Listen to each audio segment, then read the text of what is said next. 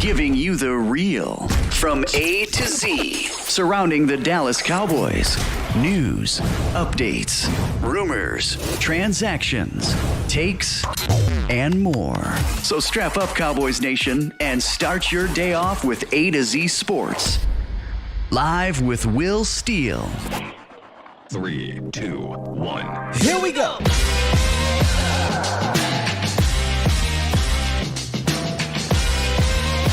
Come on. Good morning, good people. Welcome to A to Z Sports Live, presented by the Cochran. Presented by Boston Scientific. Streaming live on YouTube and Facebook. And I'm your host, of course, Will. Come on now. Skywalker still. Boom.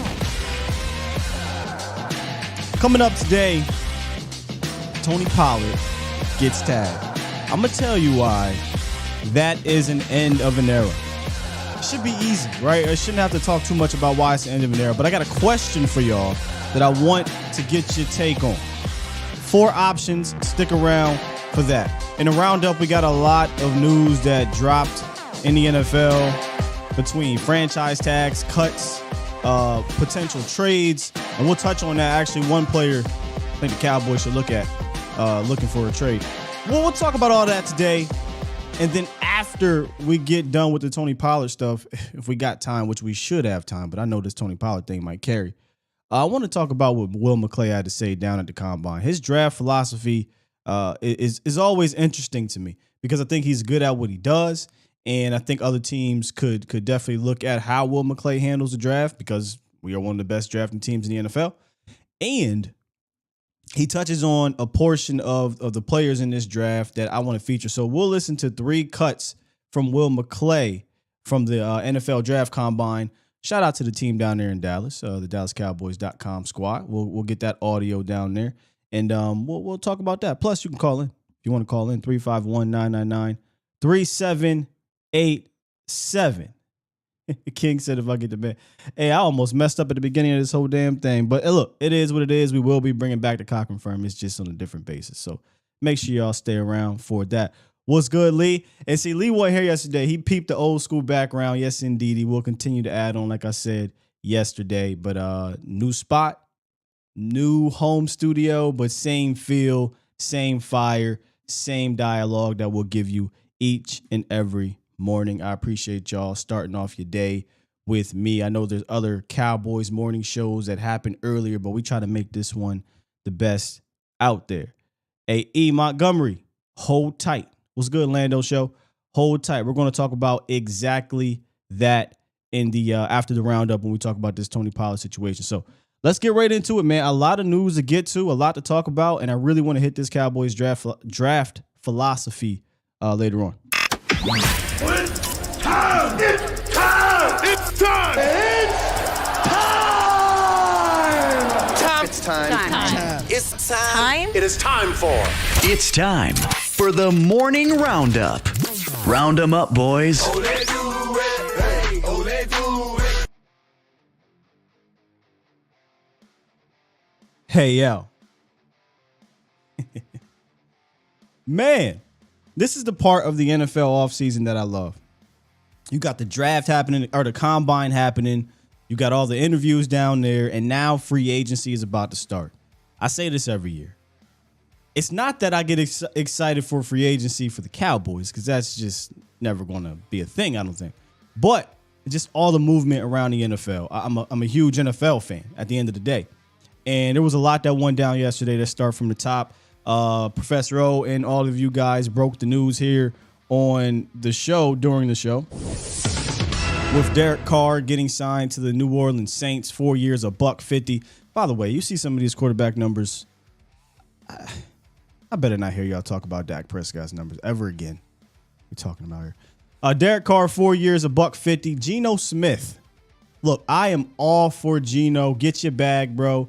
You know, it's been 10, 11 years in the league.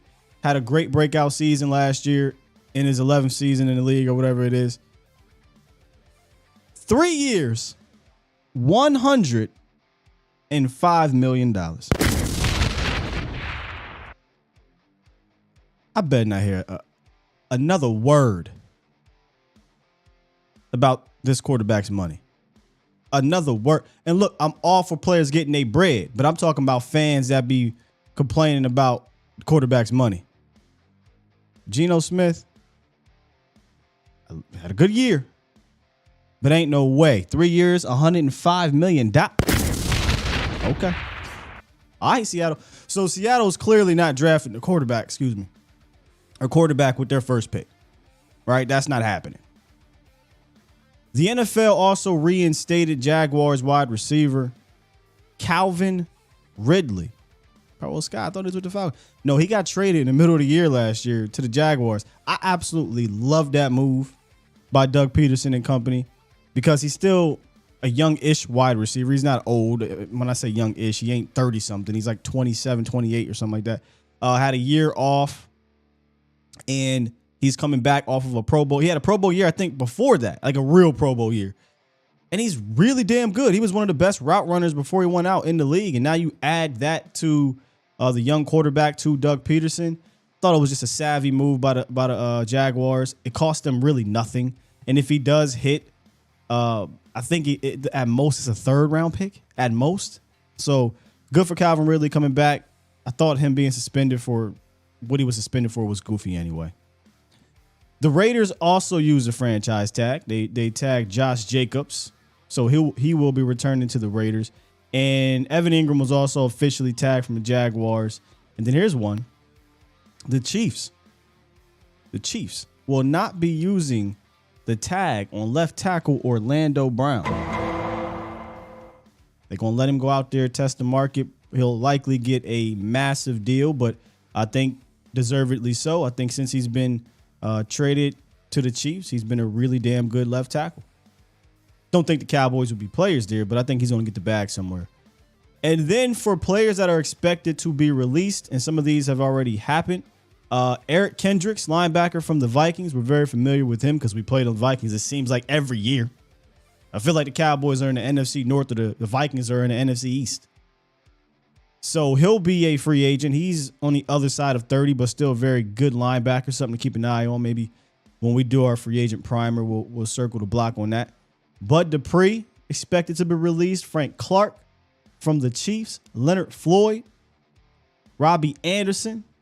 And Damian Wilson also, I think he left the Chiefs. He went somewhere else. So some interesting names that are going to be on the market. And this is right around that time when it happens. Teams are trying to clear the cap space so they can sign the guys back or participate in free agency. And any of these names interest you, Cowboys Nation? Orlando Brown, Kendricks, Dupree, Clark, Floyd, Anderson. Obviously, Orlando Brown would be the biggest name, quite literally, on this list, and he could play a position where Dallas could slide in Tyler Smith. But that doesn't fit Catboy criteria. Doesn't fit it. It sounds like they're trying to bring back Tyron Smith to do that. But there's some. I like Eric Kendricks too. You know, if you're going to sign a LVE to a 1-year deal again, I mean, go get me Eric Kendricks for a 1-year deal. There's a couple other dudes. It ain't just him. Devin White's another one that may potentially hit the market.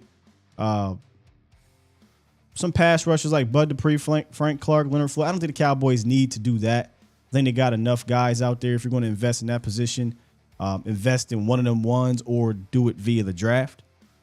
Because we have to identify Micah as a pass rusher too. So I don't think they need to go after Dupree, Clark, or Floyd unless they come extremely cheap.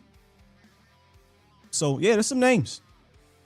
I feel you, Toxic. I'm not getting my hopes up either, but if we were to play that game, Orlando Brown and Eric Kendricks would be the guys I'd be interested in. Another dude I'm interested in, DeAndre Hopkins. Now, D-Hop was in Dallas, or is in Dallas, and he was chilling with Dez, apparently working out with Dez, and Dez got him on his IG live, and he said, quote, he as in D-Hop, "I keep hearing y'all say my name around here. What's up? Talk to me."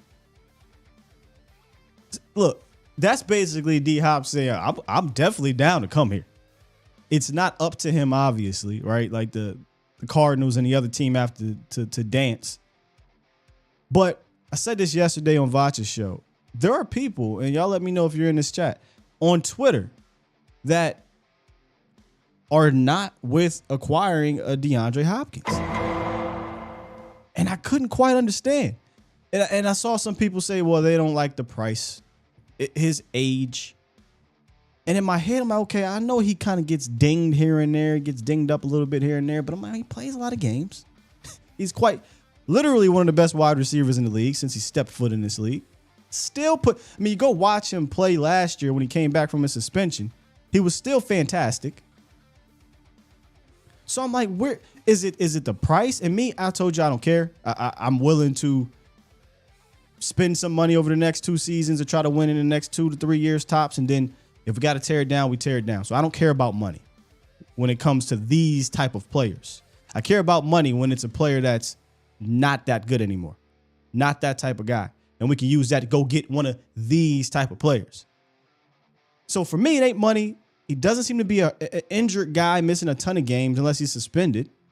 Obviously, he gets dinged up, but would you guys be interested in a D-Hop, or is his age and money a turnoff? It's not a turnoff to me. I will 100% welcome a DeAndre Hopkins. 100%. Looks like a lot. Okay, Chris says ain't a bad signing. All right. Texas T, exactly. D-Hop is the kind of player you spend the money on. Facts. Now, I'm not saying this is going to happen, right? He's just in Dallas talking to Dez, and I just happen to see a lot of people are like, nah, I'm good on D-Hop. If you're good on D-Hop, playboy or girl, you really don't want an elite wide receiver in a free agency or trade situation. You either want somebody that's lesser or you want to draft a guy. And that's fine. Because in order to get a guy like this, it's going to cost you a little bit. And I'm willing to pay.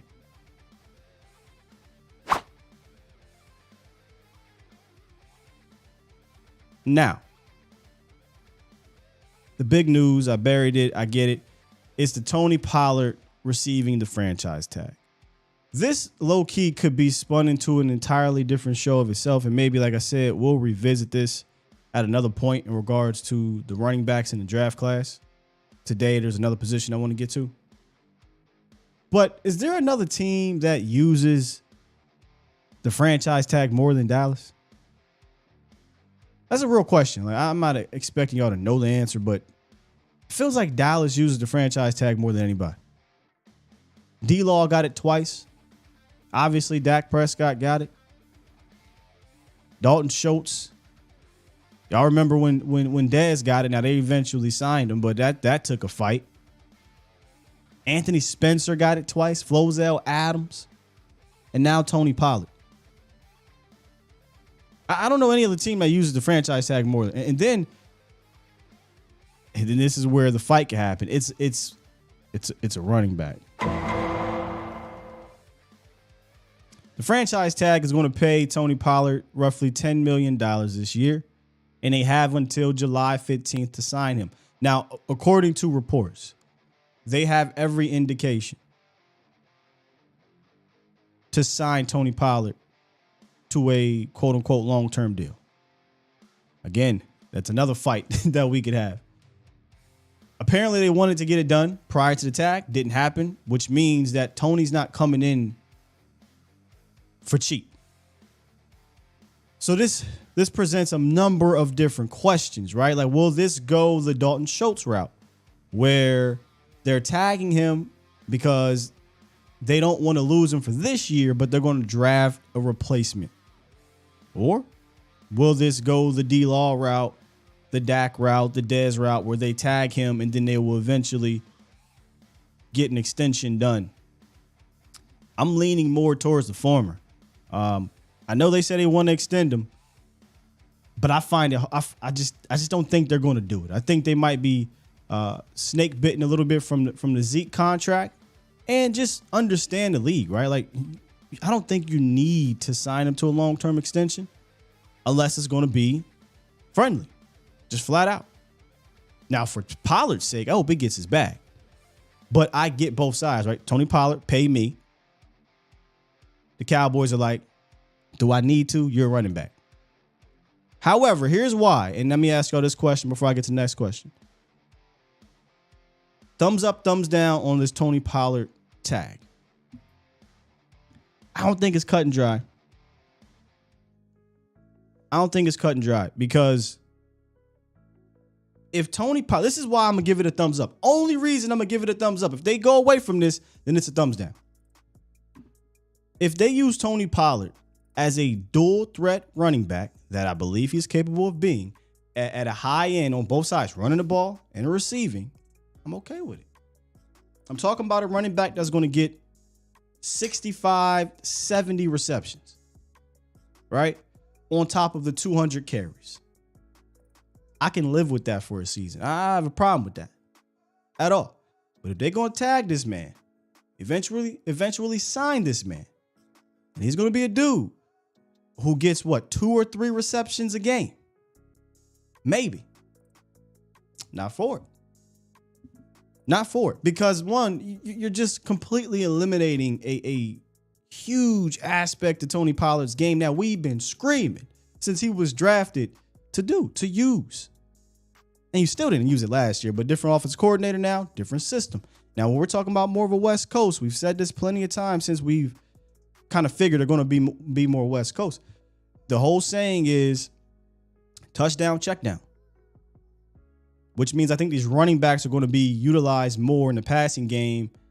I'm not saying like a Tom Brady, but in that way, right? Like they're going to be incorporated as, okay, you're going to play this way. We're going to get it to our backs right now. That's a part of the read. That's not the last aspect of the read.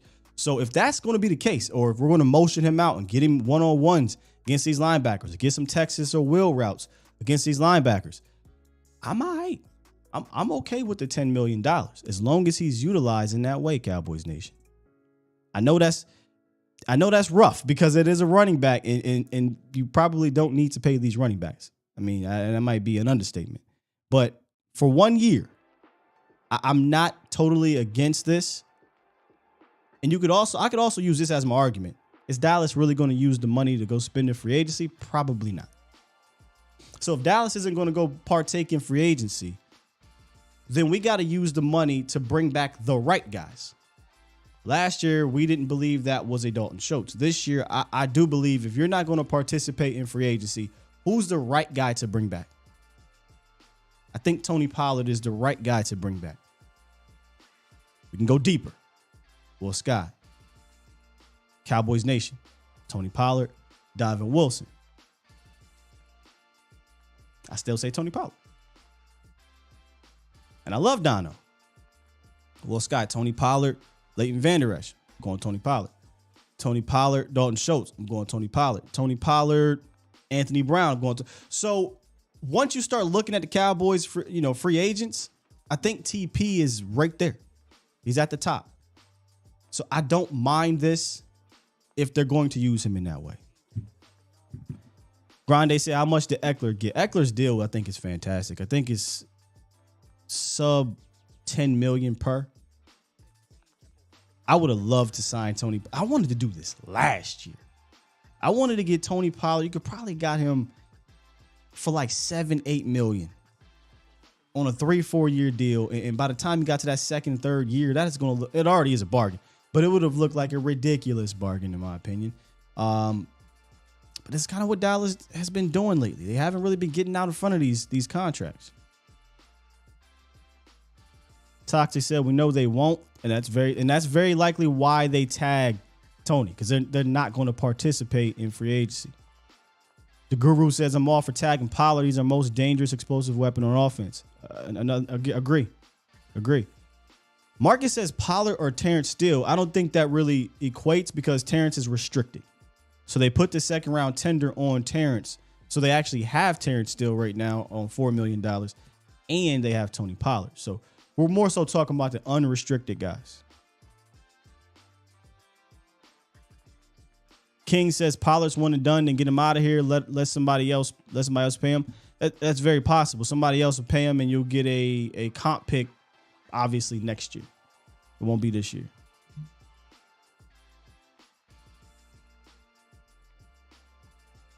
Donald's position is not easy to come by. I love Donovan Wilson. I 100% do.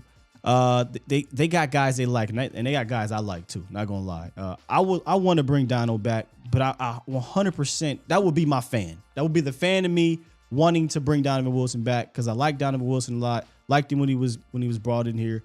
I think Dan utilized him in a great way, but I do like the young bucks they got behind him. I do like the veterans that they have right now, and I think you can live without a Donovan Wilson. I mean, you could technically live without TP again, but I would get them moving on from Dono and elevating one of the young bucks and relying on their veterans. All right, maybe they'll draft somebody again.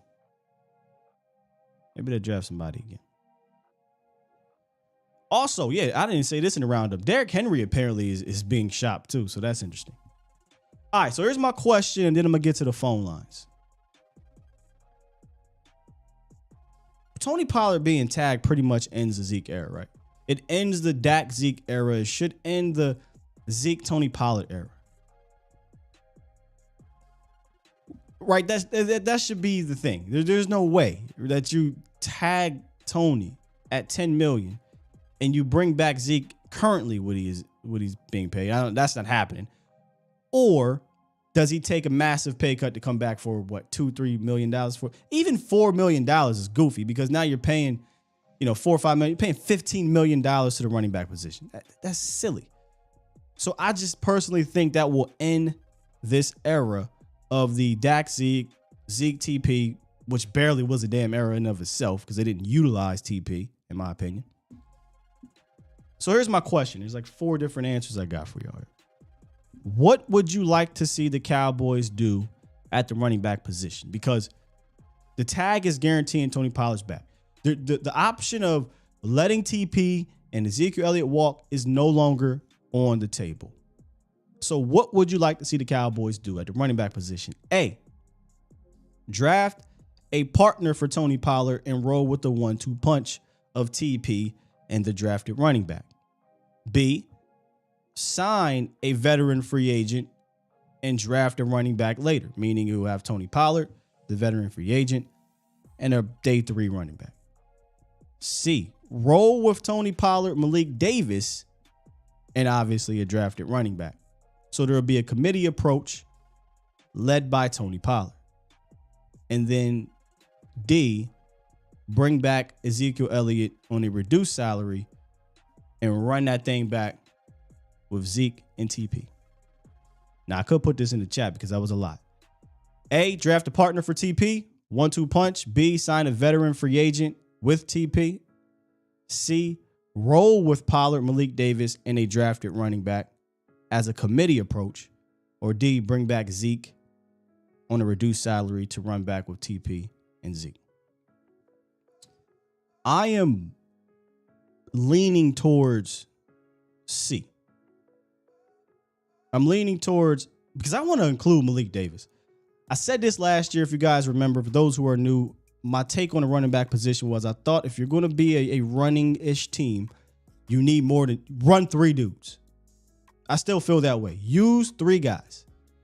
I feel like Malik Davis showed some pop. He showed some things in preseason, showed some things during the season that I don't mind giving Malik Davis 5-6 carries on top of Tony Pollard, on top of the guy that you draft. I feel like that is a really solid. Now, depends on who the guy is that they draft, but I feel like that's a really solid option. Tony Pollard, Malik Davis, and the drafted running back. The drafted running back likely is a round 2, 3, 4 type of guy. The other sneaky option, is a veteran running back. That's not a favorite of mine, but it wouldn't shock me if, say, a guy like Jeff Wilson is brought in on a 1-year, $2 million deal to pair with Tony Pollard. And now you got the veteran running back. You got Tony Pollard, veteran running back, and Malik Davis. I feel like low-key they could roll with something like that if they don't like the guys that they have sitting at 1 through 4. Which there's a ton of running backs. So I don't think there's an excuse not to draft a guy in the first 2 or 3, in the second or third day of the draft that can come in here and produce for you. So I'm going with C. I'm rolling with Pollard, Malik Davis, and a drafted running back, say 2nd, 3rd, 4th round, whatever they want to do. 5th. It could be 5th round. Hell, there's so many damn running backs, and we're going to make that work. So that's where I'm going with it. How y'all feeling about these options here? Let's see. J.A. says C. Sheila C. Manny C. L says B and C. That's a thing. They could definitely go sign a cheap veteran guy, especially if they cut Ezekiel Elliott before free agency starts. So they'll probably go out, sign a cheap guy, like I said, a Jeff Wilson, to cover their bases, and then come into the draft and draft a guy. That's very possible, L. That's very possible. Chris says A or C for me. So Chris is saying draft a partner for Pollard and roll with the 1-2 punch. One of my guys that I'm kind of, I don't like to fall in love with any of these players, but becoming a pet cat is what it's called, right, in the draft world, is a kid Brown from Illinois. It's so many running backs, but I really like him. I think he fits as a yin yang to a Tony Pollard, because here's the thing, right?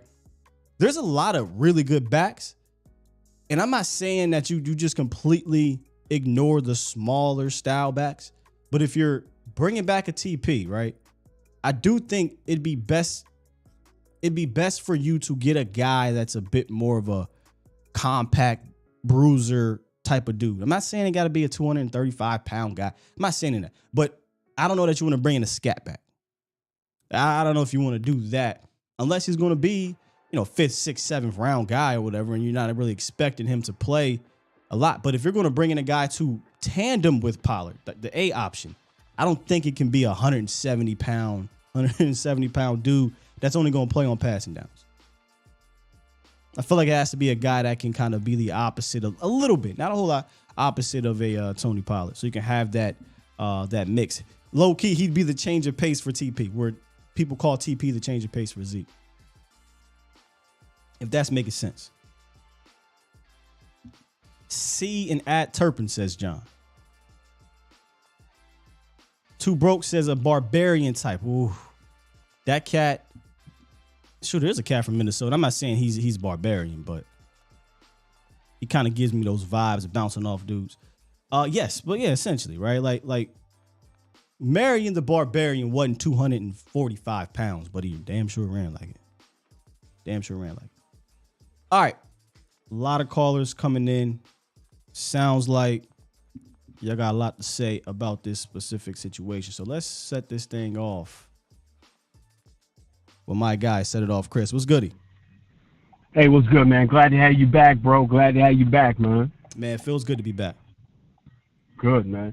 I like the C option because, just for context, Zeke's best year, his rookie year, 1,600 with Alfred Morris.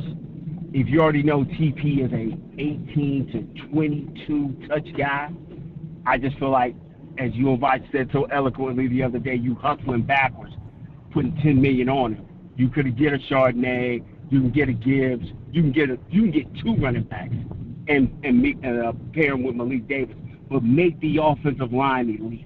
That's my thing. Yeah. My thing is, yeah, man, make the offensive line elite, because that year when they were at 16, Byron, you had Ron Leary, you had Fast Freddie, you had Zach, and then you had the guy that everybody wanted to blame everything was wrong for, Doug Free. Yeah, Doug Free. That was your elite offensive line. So make your offensive line elite, and with an elite offensive line, everything else becomes elite.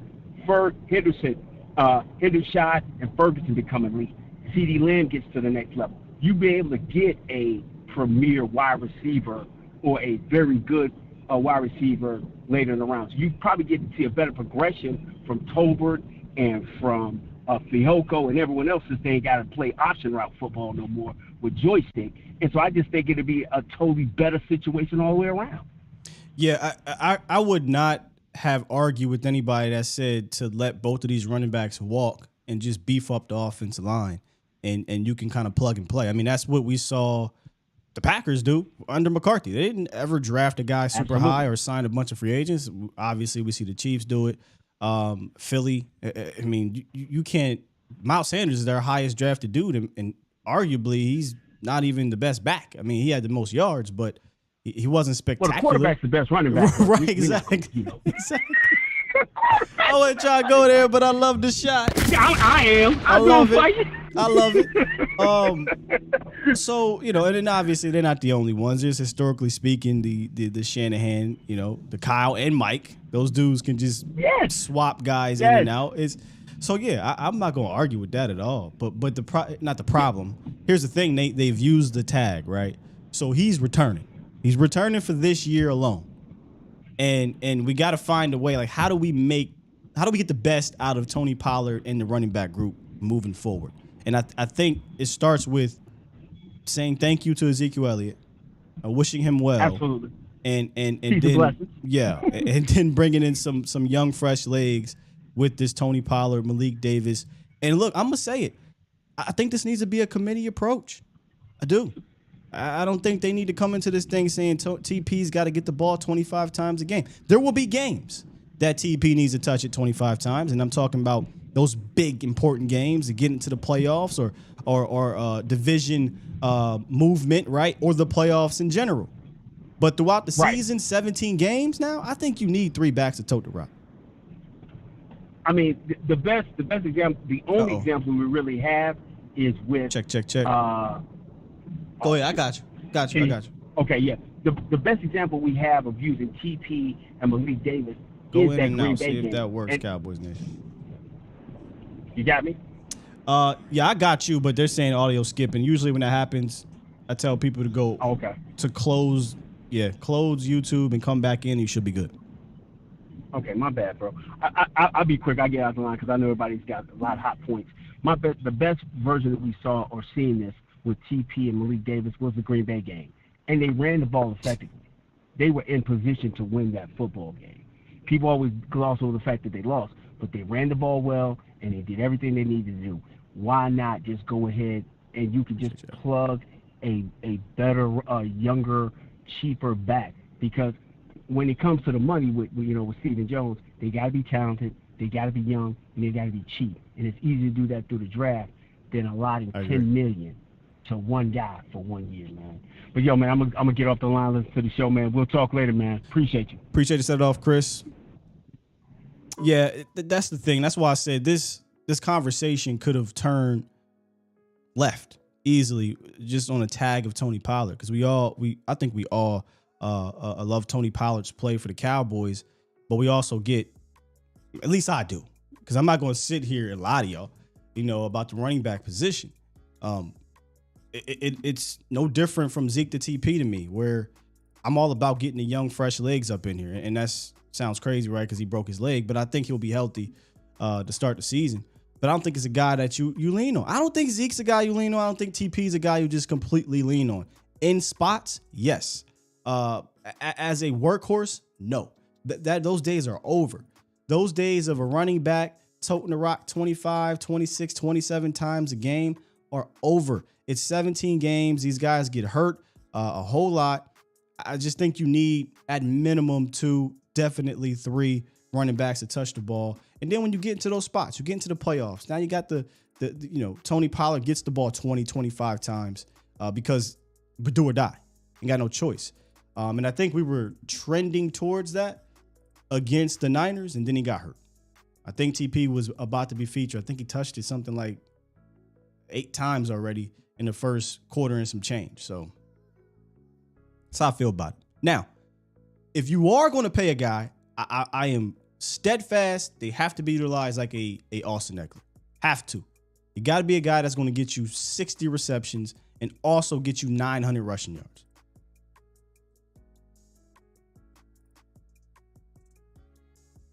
B Bird, what's goody, man?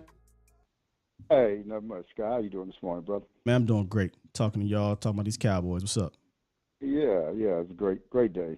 Hey, so Tony Pollard has 3 options. He's been franchised. He can sign that. They could renegotiate a contract. But here's the one nobody's talking about, which kind of crossed my mind.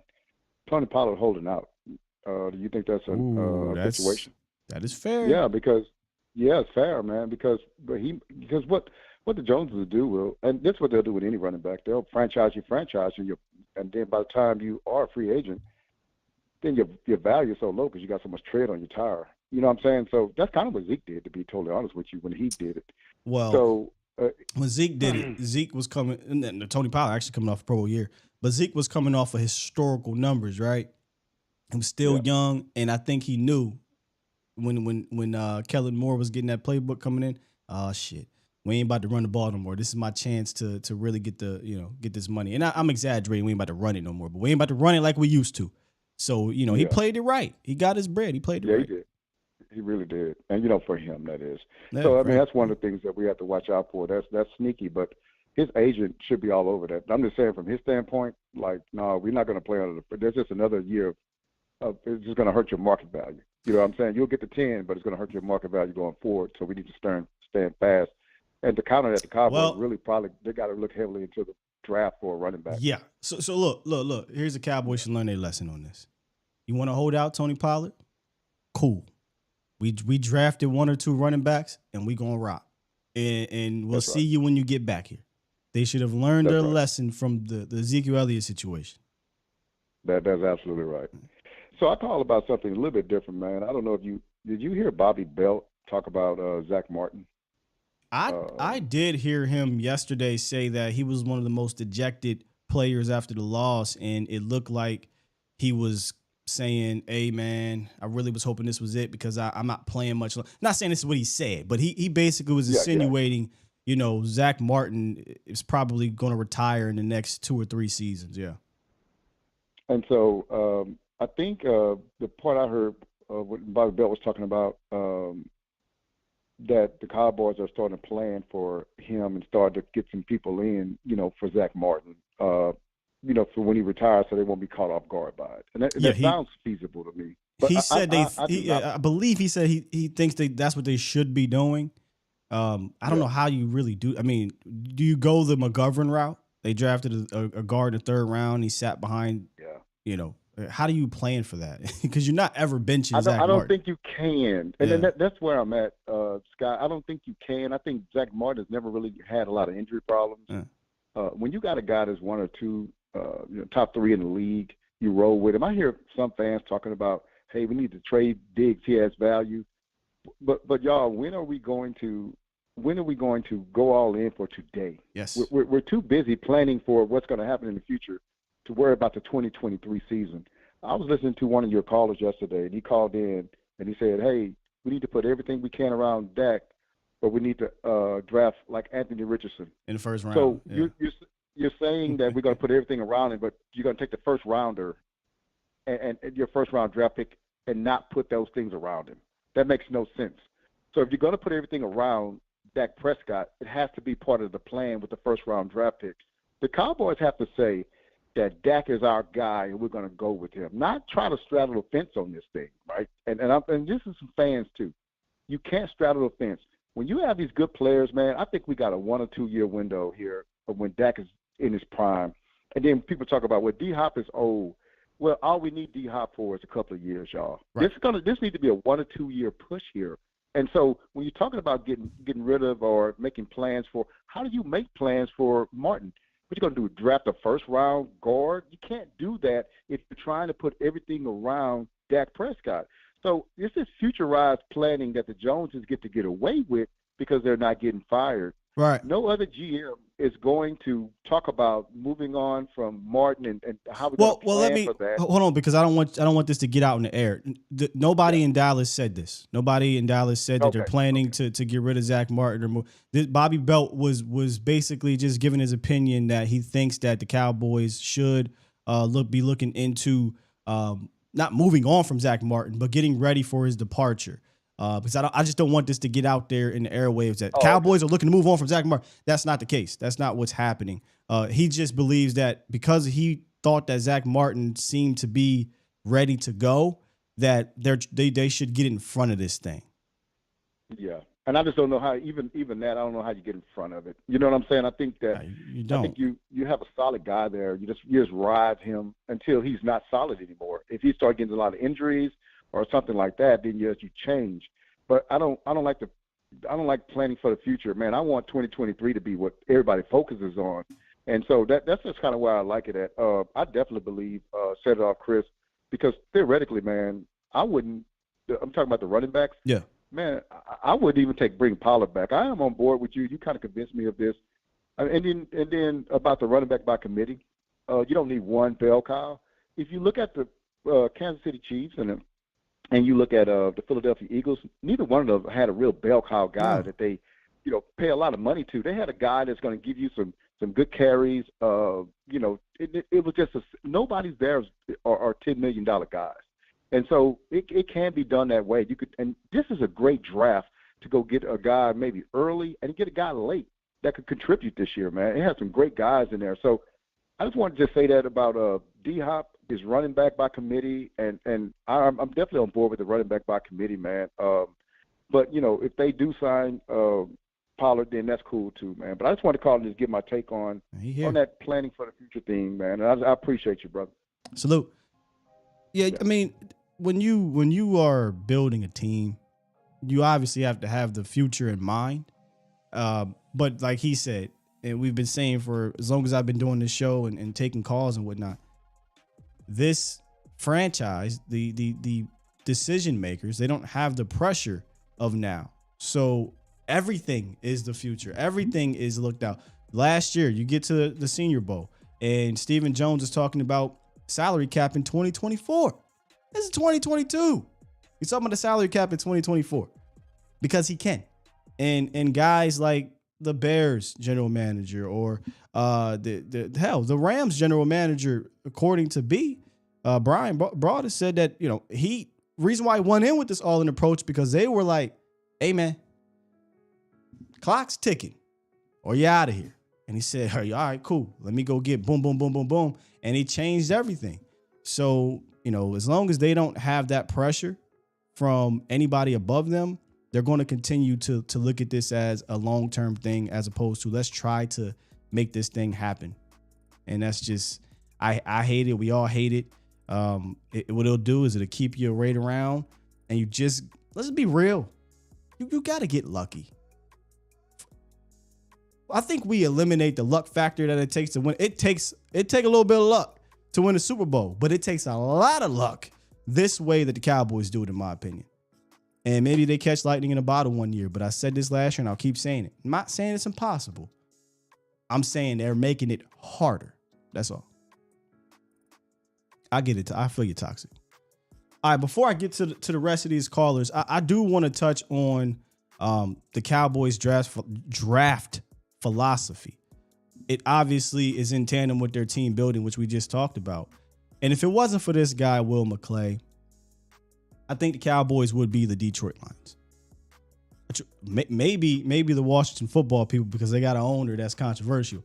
But I do. I think Will McClay is holding this franchise on his back, man. I know his back got to be aching when it comes to this personnel situation here. And I sat and listened to the draft show. And McClay had a lot of interesting things to say. I always like to sit and listen to him talk. He tries his hardest not to give away too much, but they was prying. Shout out to Aisha, shout out to Kyle Yeoman, shout out to Dan Brugler. They were prying at Will McClay, trying to get some information out of him. And I thought he said some interesting things, and I want to kind of touch on three of them. The first one is something that I talk about often, especially on Vach's show. And it kind of comes from that Jason Garrett, I hate to say it, but era where how much do you love football? I kind of used to ignore that. But over the last half decade with some of these players they've drafted, specifically in the second round, it means a lot to me. So how much do you love football? What are you going to do to make sure that you are able to participate and put yourself in the best position to win? Will McClay kind of touched on how important is the game of football to you when interviewing and scouting these players. So take a listen to that real quick. But these guys are also very cognizant of their own personal brand.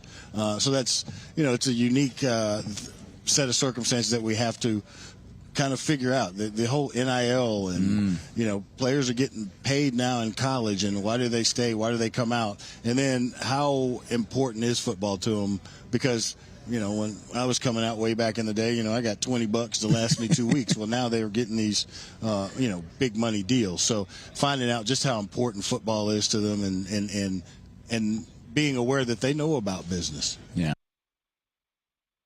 I think that was that a little shot at Boss Man Fat? Just to, I mean, not at Boss Man. I mean, I'm just making that up, y'all. Don't go quote me. Players are aware of their brands.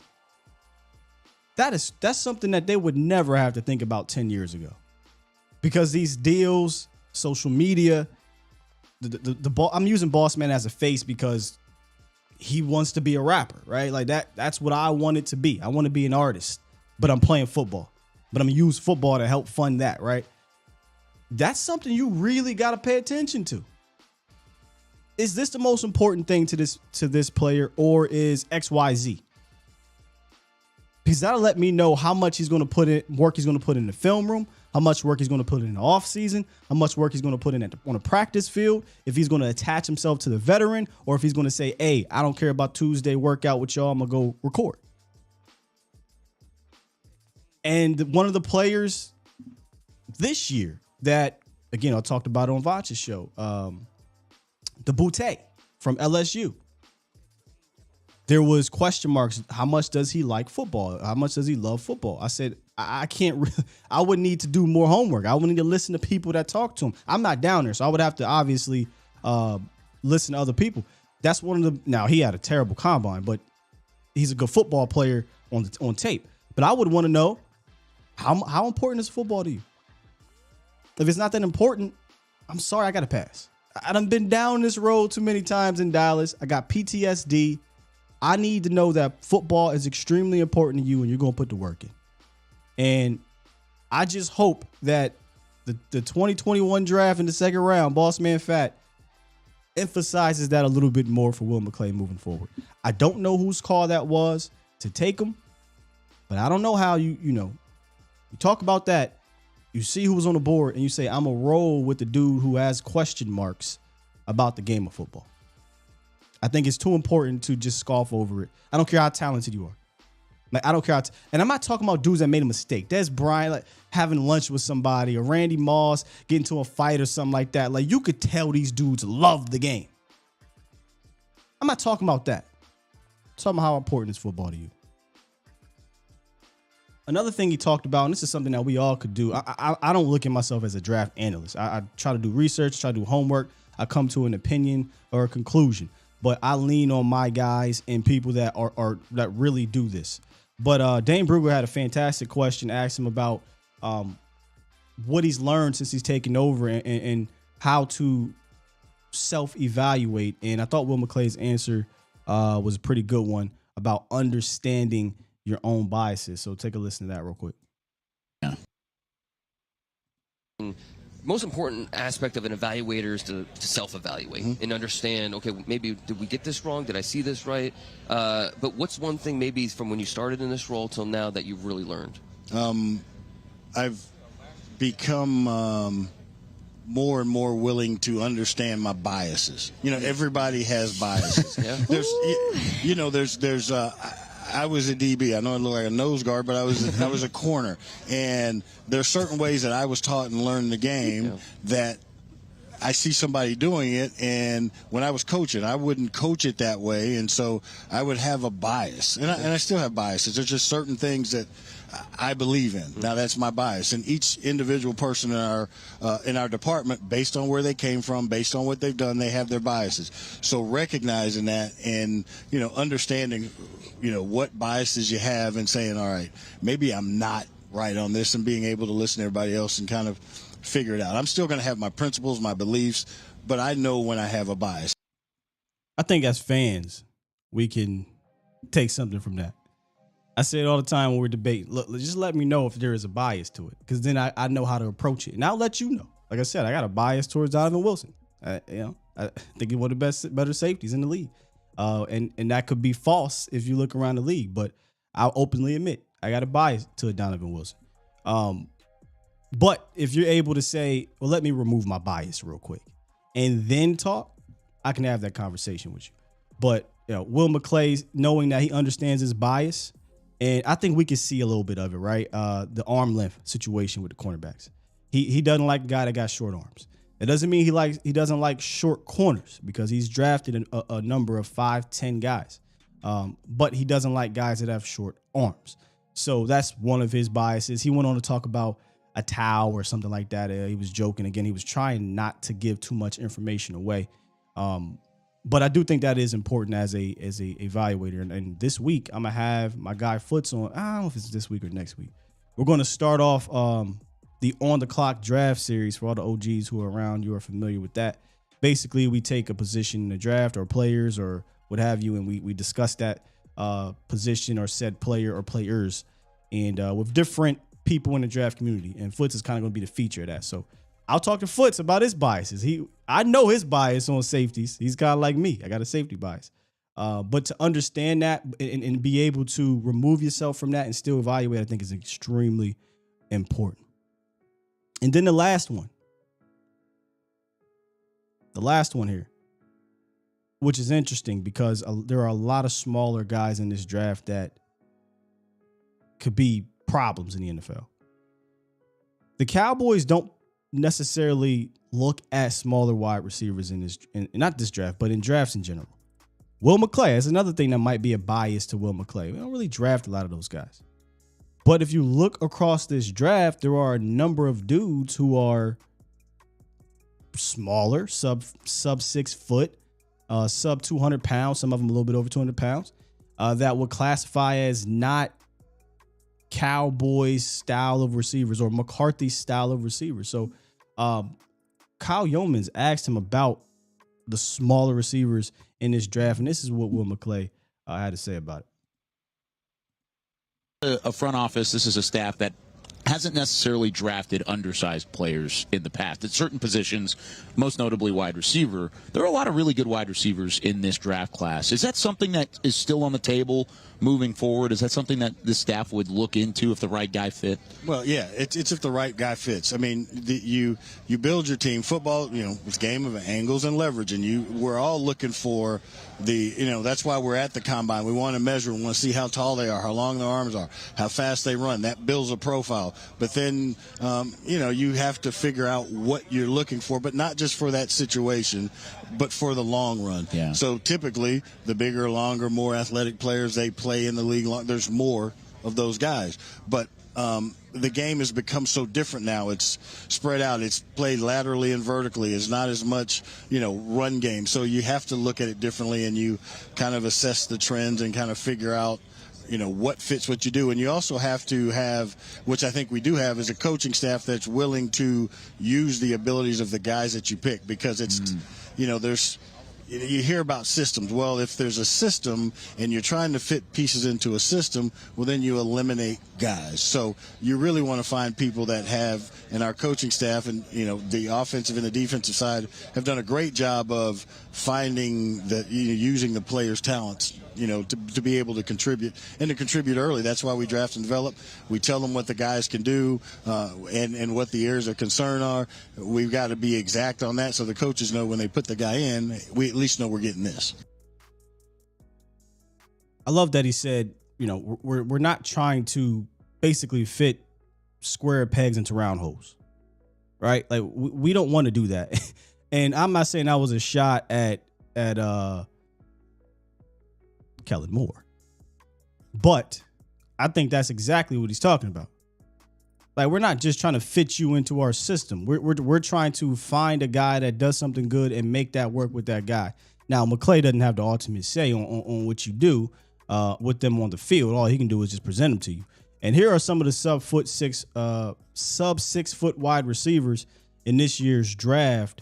Parker Washington out of Penn State, Tank Dell, obviously is a big name coming out the Senior Bowl. Josh Downs, the explosive cat from UNC, and another explosive cat in Zay Flowers from Boston College, is a guy that the Cowboys did meet with. And I don't know about any of these other guys if they met with them just quite yet. However, meeting with Zay Flowers is interesting, right? Because he doesn't fit the mold of the bigger wide receiver that they're used to drafting. But boy, but boy, is he explosive. Is he a powerful, smaller guy, to use that in air quotes, because yeah, he put on some weight. I think he got up to 183. And if you're holding out hope that McCarthy can buck the trend of drafting those 6'3", 6'4", 6'2" dudes that he usually does, just look no further than the Randall Cobb. I'm not saying he's Randall Cobb.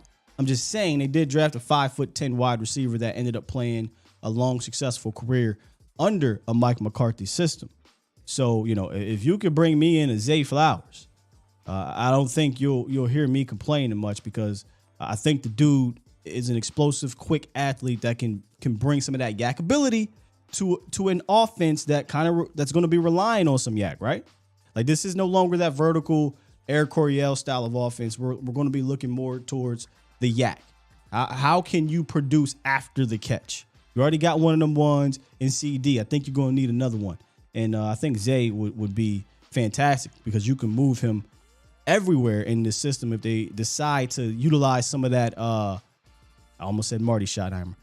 Brian Schottenheimer, where he was kind of moving guys around a little bit. So they met with Zay. Not sure if they met with anybody else, but I'd be down to bring him in for sure. So that was Will McClay talking a little bit about the draft philosophy. If you want to listen to that whole segment, head on over either DallasCowboys.com or go to their YouTube page and check it out, man. It was a great interview, and you can learn a little bit about what he's thinking and how the Cowboys can approach it. You can also look at the guys that they did formally meet with to get an idea of where they're going. And I think we'll talk a little bit about that with Foots. I'm not sure if it's going to be tomorrow or Thursday, but I want to get it started this week. If not, we'll get it rolling next Tuesday. All right, let's get back into these phone lines. 205, what it is, what it do? What's happening with the Sky? Let me up? know if I'm breaking up. I'm in the basement. So. I got you. You in the trap house. I got you, landlord. What's goody? Yeah. Chilling, man. It's funny that you played that clip before I got on here, because, I did a show on that, too. Will McClay was in his bag, man. And good and well Scott was shots at Kellen Moore. Yeah, it felt like it. I'm just saying. Will was tired. Yeah. Will was tired of giving them some players, and Kellen and them boys was like, nah, he don't fit my system. I mean, I get that dude that everybody has a system, but there's certain players who be like, man, this motherfucker good. Let's figure out how to make him work. Yeah, you supposed to go Jimmy's and Joe's over X's and O's, man. All the time. Like I don't know what Kellen did to trick the Joneses into believing his system is just so superior that it don't matter who ran it. Cause look, that he treated everybody equally. You know what I'm saying? He treated Amari Cooper didn't get the targets. We were screaming to get Amari more targets. You know what I'm saying? He didn't get the targets that he wanted. And he treated him the same as Noah Brown and Dennis Houston. Like, that's crazy talk. That's craziness. Like, why are these players that's fringe, like nomad type journeyman players getting this amount of attention in his offense? It makes no sense. That's system over players, man. That's X's and O's over Jimmy's and Joe's. And if you're going to be X's and O's over Jimmy's and Joe's, you got to be one of them ones. You got to be Mike McDaniels. You got to be Shanahan. The other cat at one point in time. Like you got to be one. Andy Reid. You know what I'm saying? If you're going to be X's and O's over Jimmy's and Joe's. Absolutely, man. Like, I just don't understand how he swindled them to that degree. But that's why I said, man, I feel like we are in a great position now that we got Mike McCarthy doing the play calling, man. Because think about it. Even Jason Garrett was learning on the job. It's been almost 20 years since we had a veteran play caller. That is fair. We ain't had a veteran play caller in years, Scott. It's craziness. You know what I'm saying? And now we got somebody who got that experience, who got that bag to go dig in when he get himself in a messed up situation. I will say this. Not Shanahan. Linehan technically was an experienced play caller. But you could argue. True. You could argue from 20. I think he was calling. Was Callahan calling plays in 2014? Who was calling plays in 2014? Was it Callahan or Linehan? One of them hands. Did Jason Garrett stop calling plays with Scott Linehan? He let Scott Linehan call the plays? Yeah, Scott Linehan. Okay. Scott Linehan was the play caller. And you could argue there was some quality years with Scott Linehan calling play. I'm not saying there weren't quality years with Kellen either, but the experience factor is what you're talking about. And I think that was the last time with Scott. Yeah. Yeah, and we hated Scott at the end too. Yeah, we was he got stale. campaigning to get him out the bed. Yeah. I think the game passed him like by. You said. Yeah. I was just saying, like you said, Scott Linehan got to kind of stale, and Amari Cooper had to, convince Dak to go off the strip. You know what I'm saying? So we need players like that. And look what happened when he did. He got a huge touchdown. See, the players, like I said, when the system can carry you to the playoffs, but once you get to the playoffs, man, you gotta lean on them boys. A higher level. Yeah, you facing a higher. Damn, he breaking up. With now. that talent, dang, you can't hear me. You broke up for like 5 seconds. You good now? Oh, my bad. I was just saying, if y'all equal that talent right, that's when the scheme's supposed to separate y'all. Right. You know what I'm saying? Like in the playoffs, that talent gap ain't gonna be as big. Nope. So now y'all need to have a scheme and what you call it? Yeah, a scheme the way you want to have your offense. You know what I'm saying? I usually say coaching. Once you get to where the talent is equal or just about equal, or maybe you're not as talented as another team, coaching matters a lot more because you got to find a way to put your best players in position. At the end of the day, though, in the playoffs, I still think it's about leaning on your dudes. Leaning on and our dudes. Let's talk about our dudes. Leaning on last year it was Amari Cooper's, it was Tony Pollard, Dalton Schultz, and that pretty much CeeDee Lamb, right? Those were the dudes you needed to lean on. This year it was Tony Pollard, CeeDee Lamb, I guess Dalton Schultz. Those are the guys you needed to lean on. And they leaned on CeeDee Lamb, to be fair, but once Tony Pollard went down, it felt like they didn't know where to go with it. And that's where you need your coaching, right? To say, okay, let's figure out how to put a Kavontae Turpin in the best position, or let's utilize a Jake Ferguson down the seam because they ain't expecting it, or something different. And we kind of never really went off script.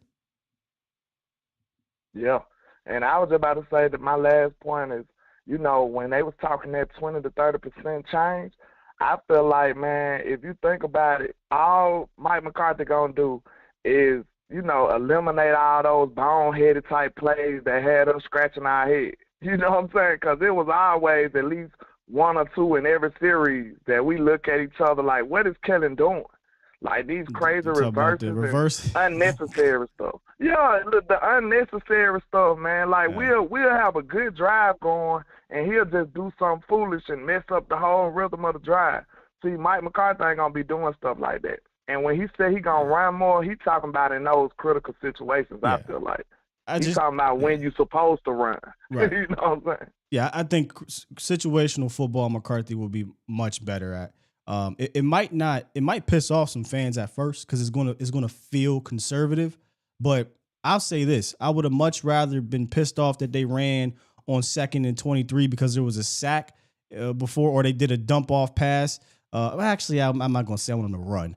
But if I'm backed up onto my 10-yard line, right, and you just got sacked for 13 yards, the last thing I want to do is drop back with the same lackluster pass protection and try to wait for a route to develop downfield, right? This is where the screen game needed to come in. This is where the quick game needed to come in, and why I was concerned about it. But I think it could piss me off, right? Maybe that does happen. Maybe there's a 2nd and 12 or 2nd and 17 because they took a sack, and McCarthy says, you know what? Instead of trying to drop back again, we're just going to dump off. We're going to run a screen. You got to kind of trust the defense. Yeah, we're going to run a draw. We're going to get to 3rd and manageable, and then we're going to try to convert as opposed to 2nd and 18, drop back empty. Let's try this again. Sack, fumble, pick, interception. But look, things like that. Look, this the last one right here where you said like the last possession against San Francisco.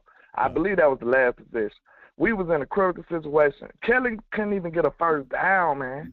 See, you don't call plays one by one. You call like chess. You supposed to be predicting what you're going to do next. Like the way Kelly called that series, bro, he got 0 yards. We had to punt. Yeah, like, we shouldn't have had to punt in that situation. Mike Lombardi. Mike would have did something. He would have did like a little 6-yard pass. He got little plays in his bag. That he tried. Yeah. No, he tried. No. He tried to do a 6-yard pass. The problem was it was all hooks. Curls. And the Niners read it. Mike Lombardi talked about that possession, and he said it perfectly. He said, you absolutely cannot punt right there. So you can't treat that possession, with 3 straight passes in the manner that the Cowboys tried those passes. Now, yes, the Dak Prescott missed a Michael Gallup deep when he was shifting left and trying to hit him deep. Yeah, he did. But the point was that they needed to get some yards, get a first down or two to get out of that situation of punting, because if you punt on a 3-and-out type of situation, you're giving them the ball back essentially at midfield. So you're almost essentially ending the game. You gotta gain some kind of yard. And then once again, a veteran OC wouldn't did that. Once again, this is where not being able to run screens, not being able to run tunnels, not being able to do the quick game came and bit them in the ass, because you could have got an easy 6 yards, 10 yards by doing the screen. But again, we're going back. I don't mean to go back and talk details. Yeah. Yeah, it's painful to go back to that. So I appreciate you though, Sky, man. Salute. I got a landlord from Alabama. Too broke to pay attention earlier said, I love. Are you saying you love those guys? I love you guys, but would having 2 sub 5'10" guys on the team be redundant? I was saving that question because the Jose Flowers and sub 6-foot dudes in the draft. If you're talking about Kevontae Turpin, I'm not looking at Kevontae Turpin as a guy unless they're going to use him as that type of guy. Now, I will say this, too broke to pay attention. If they're going to use Turp as that sub 6-foot dude that they can, get down the field, be shifty and whatnot, then maybe you could be on to something about it being redundant. But one could argue a handful of these dudes, if not all of them, could potentially be better options. So I do think you have to go into this thing if you're looking to take a Downs or a Flowers and say, well, what is our plans of Kevontae Turpin? If it's to just be a special teams dude that gets 4 plays a game on a jet sweep, then I'm not looking at Kevontae Turpin to stop me from drafting a Zay Flowers or a Josh Downs or a Parker Washington or a Tank Dell or any of these dudes. He's not. But if they're going into this saying, hey, we're going to feature Turpin as a slot guy, he's going to be a dude that's going to play 60% of the snaps, there is a possibility it alters your thought process. Even then, though, I'm still taking these dudes. But I feel you. If how do you feature 2 dudes that's 5'9"? Yeah, Brandon Cooks is 5'10", y'all, something like that. Michael Beatty. He's 5'10". And he said they were willing to trade for him, so maybe they've changed their opinions on smaller receivers. If you listen to the Will McClay portion, right? McClay said, hey, if they fit what we want to do, we'll take them. And Brandon Cooks, I think, was a perfect fit for what they want. They needed a guy opposite of CD Lamb that could do some work on the boundary, because they were still using CD Lamb in the slot. They had nobody on the boundary to threaten the defense. Not Michael Gallup, not Noah Brown. And I think Brandon Cooks could have been that dude, and then they could have kept using CD Lamb in that move type of situation. So, yeah, I'm hoping that the biases of the Cowboys don't stop them from taking the Zay Flowers type of situation if it falls to them. But 5'10" to me, I kind of, when you say 5'10", I know it's sub 6 foot, but if you 5'10", 5'11", I think you rate at that line where it's not that serious. Once you go sub 5'10", yeah, now you're talking about really small receivers now. Reek, what's goody, man? Hey, what's going on, Sky? What's going on, Cowboy Nation? How y'all doing this beautiful morning? Man, I'm doing great talking Cowboys football with y'all boys. And girls. Yeah, I'm cooling, man. You know, my thing about it, I believe in Mike McCarthy, man. I believe in Mike McCarthy, and I believe in Will McClay. My thing is, I'm gonna need Steven to budge on that cap a little bit. You know what I mean? If you're gonna bring back these older players, bro, you gotta make some moves for younger backups, even with these older players behind them. You know what I'm saying? Because we don't know what Tony Pollard's gonna be like when he come back. He's not gonna come back on, you know what I mean, as the old Tony Pollard. He's gonna be a new. Maybe this is my bias. I don't worry about Tony Pollard coming back from this injury and being less of a Tony Pollard. I don't. But you know, but again, I just don't believe them. I talked to the doc. You know, talking to the doctor, man, he made me feel good about it. So I was like, you know what, I'm cool. Okay. Yeah, because it's not an ACL injury. It's not a fifth metatarsal. It's not something that is going to linger, according to what he's telling me. So I just feel good about it. You know, if it was ACL, now we're talking about he's not even going to be ready for the season. But this is not the situation. Okay. But like you said about D-Hop, I wouldn't mind a D-Hop, you know what I mean, to come to this team. I think a D-Hop with a Lamb, he's only going to make Lamb and Gallup better. You know what I mean? As far as he's going to make them better, and everybody's going to get open, so people going to be happy. Because you can't really, if you ask me, you can't guard. You're not going to be able to guard a double and bracket both these dudes. You know what I mean, on the same field, because somebody's going to get open. And I really believe that Mike McCarthy is going to make sure that he schemes these guys the right way, to where it looks like Dak Prescott doesn't have to play hero ball in every goddamn game. That gets a little tight at the end. So that's all I want to see. But this whole Ezekiel Elliott thing, I don't know. If they can't get him on a lower number, he has to go. And as far as T. Smith, I kind of want to get rid of the dude, man. You know what I'm saying? Like, you know, I got love for T. Smith, but I think that we can go younger or go sign the guy, man. You know what I mean? Yeah. Because the one thing I see that fell off a little bit with T. Smith is the running game, like opening up holes for the runners. I didn't really see that from him anymore. Yeah, you know what I mean? Once Terrence went down, it was clear the run blocking took a hit at right tackle, whether it be Terrence Steele or Jason Peters out there, and that's why I thought scheme was important. When Terrence went out, was when Terrence was there, it was, you know, we were relying on Terrence, and Zach was just killing dudes. When Terrence left, you're just asking dudes to beat guys again, and those guys couldn't do it. Yeah, because I kind of want to go the Chargers route. You know what I mean? What they did last year, they drafted the last couple of seasons, they draft O-line dudes, good O-line dudes. So they're not going to do nothing to get better. You know what I mean? Because what really showed me something is the Kansas City Chiefs offensive line and the Philadelphia Eagles offensive line. You know what I mean? It really made me believe in, like, you need a real good offensive line. It don't really matter about who you got at running back like that. You know what I mean? As long as you got some young, energetic guys that can run through holes that these linemen making, we can do some things. You know, and I really believe that we need to keep getting younger on that offensive line. That's the way I look at it. Yeah, it'd be nice to have a good offensive line for sure. It would. They draft guys every year. It's just a matter of are those guys going to develop? I would not be against signing a veteran offensive lineman like we talked about it before, Shaq Mason. Get him in here, plug a hole, and then continue to draft young guys to develop.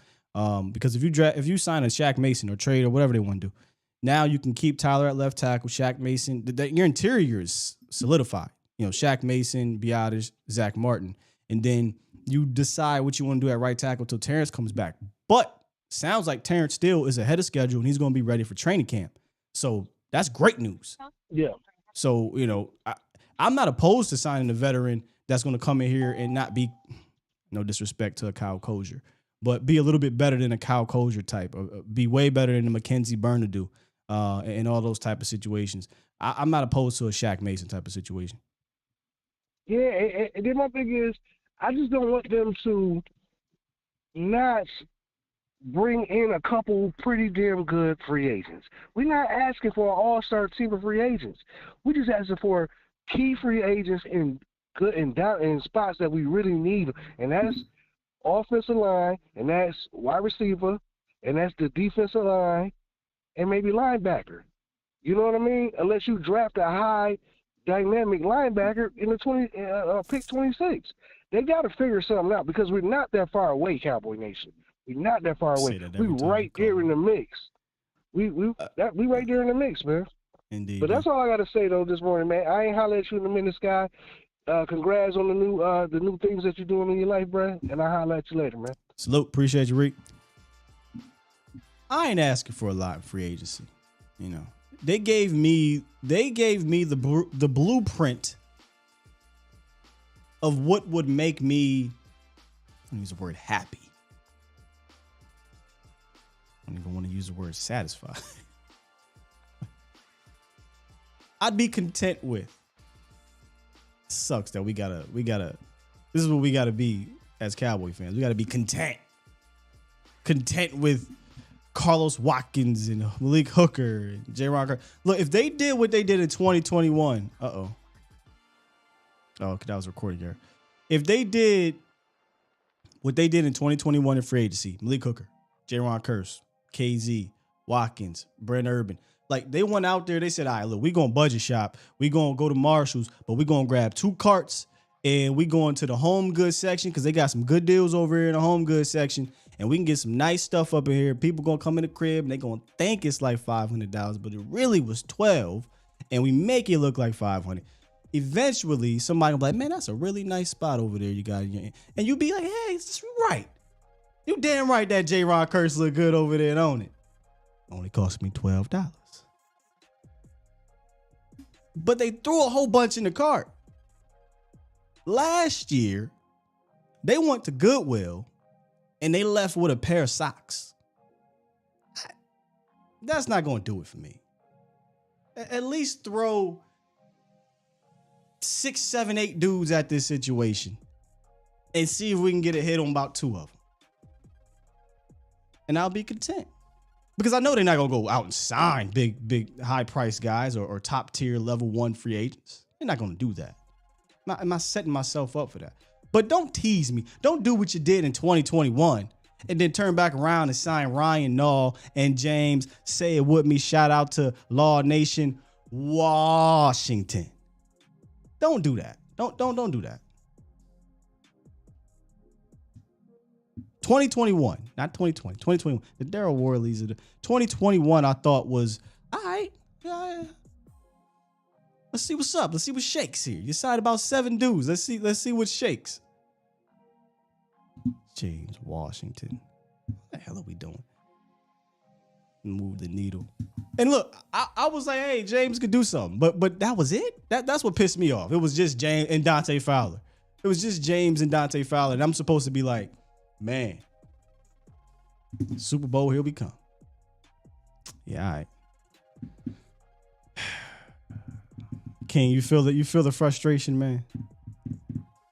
3, 2, 1, what it is, what it do? Hey, what's up, Sky? What up, though?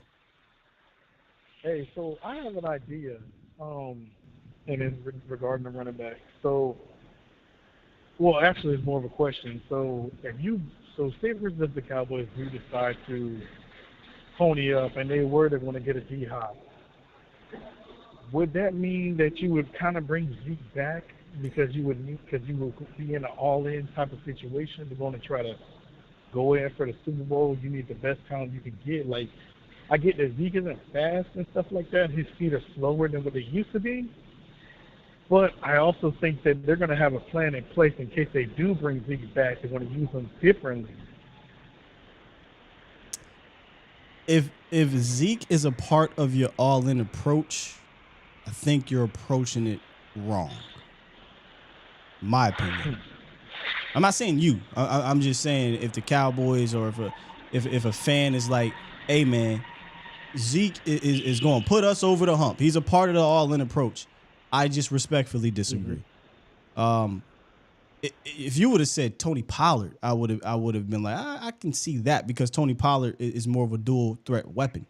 But I just don't look at Zeke as a guy that's a part of anybody's all in. I mean, maybe I guess if you're like Buffalo, you feel like, hey man, if I can get a good year out of Zeke, that's all I need to win a Super Bowl. Maybe they look at Zeke as all in.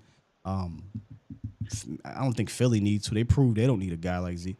So no, I don't think Zeke. He's not a part of my all in approach.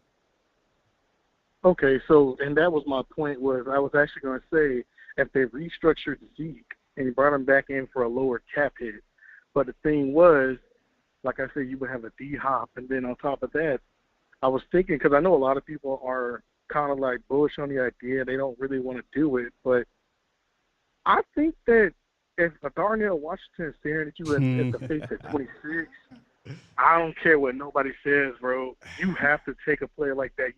He's one of those players you don't think about. You just take him and place him on the team because you know he's going to beat his matchup.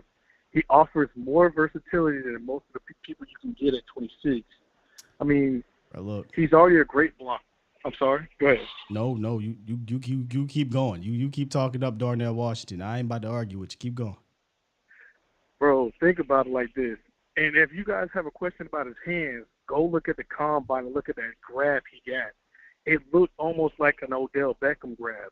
Well, it was like an Odell Beckham grab. Think about it like this. Tall people like that are mismatches in the red zone. And on top of that, he can block on pass downs.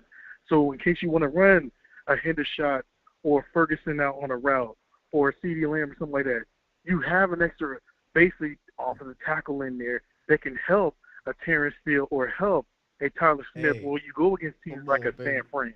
Come on, man. Look. I'm at the point right now with Darnell Washington where I'm trying to find reasons to not draft him. I'm trying to find the reasons to not do it. And the only one I can think about is, first round tight ends really don't work out for you. Because he just goes against all I believe about drafting tight ends in the first round right now. I mean, and if you look at how Mike McCarthy utilizes tight ends over his career, he had the Jimmy Grahams, the Martellus Bennett's, the Jermichael Finleys. These dudes were bigger dudes, guys that could do dual threat things, athletes that can get downfield. I am 100% all in on Jake Ferguson. But Jake Ferguson ain't Darnell Washington. I mean, so it would really be, I would not be mad at all. It might not make no damn sense in the world to take him at 26, but you ain't going to find me complaining about it. I'm still trying to find a reason to not do it. And y'all can probably tell me in the chat, Will, you're crazy. You don't draft a tight end at 26. But boy, it's just something about that dude. And you know what I'm gonna use? I'm gonna use this comparison. I'm gonna use this comparison too. Think about it like this.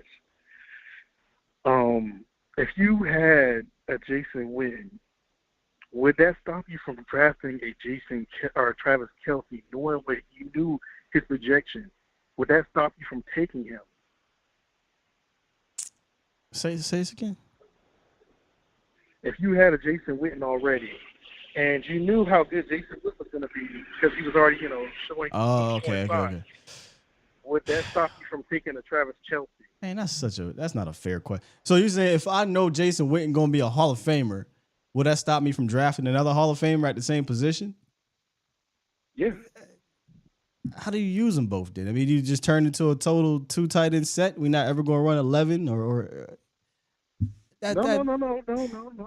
What do you do? I mean, think about it. New England did it. I mean, with Hernandez and Gronk, and it worked out. We got to good. stop using New England though, because that was like a year or two that happened, and then he never was going to ascend above Rob Gronkowski, I don't think. But we gotta stop. That's New England. That was one off. Name me 5 other teams that utilized 2 tight ends as a full-time thing, and both of those tight ends went up to have Hall of Fame, Pro Bowl type careers. You know what I'm saying? Like, the question you're asking me is just so unrealistic. If I know I got a Hall of Famer, would that stop me from drafting another Hall of Famer at the same position? Why would I use that? You know what I'm saying? Why would I use that draft pick on that position if I know he's a Hall of Famer? I'm going to use it on a different position, which is why this puts me in a particular situation on a lower level with Darnell Washington. I'm big on Jake Ferguson. I'm big on Peyton Hendershot being the two tight ends that we could roll with. But goddamn it, that Darnell Washington is good. So it's a tough situation to be in. But what you're telling me, I can't. What do you want me to do, bro? What would you do? Well, so I would take them. I wouldn't think twice about it. Think about it like this. Okay, you would take them, Everybody's and now what do you do moving forward for the next 4 years with those two guys? What you do, man, you take advantage and you whoop some ass. That's what you do. You don't No. Be specific. Be specific. Are you now a two tight end based team? Are you running two tight end sets 65% of the time? So on that note, I would run. I mean, because we already run a lot of heavy. So we run 21 personnel usually, and to me, it helps you out in the sense to where like this, you can't just want to just double team a Henderson, knowing that you have a Washington running open, and then on top of that, bro. I was talking about your example, but anyway, we'll go back to Darnell Washington. Cool. Yeah. Look, I'm not against taking Darnell Washington. If that, you ain't got to sell me. You ain't got to sell me on that. Mm-hmm. You ain't got to sell me at all. I would not be fighting anybody if the Cowboys drafted Darnell Washington. So you ain't got to sell me on that. Just the last point before I got off the phone.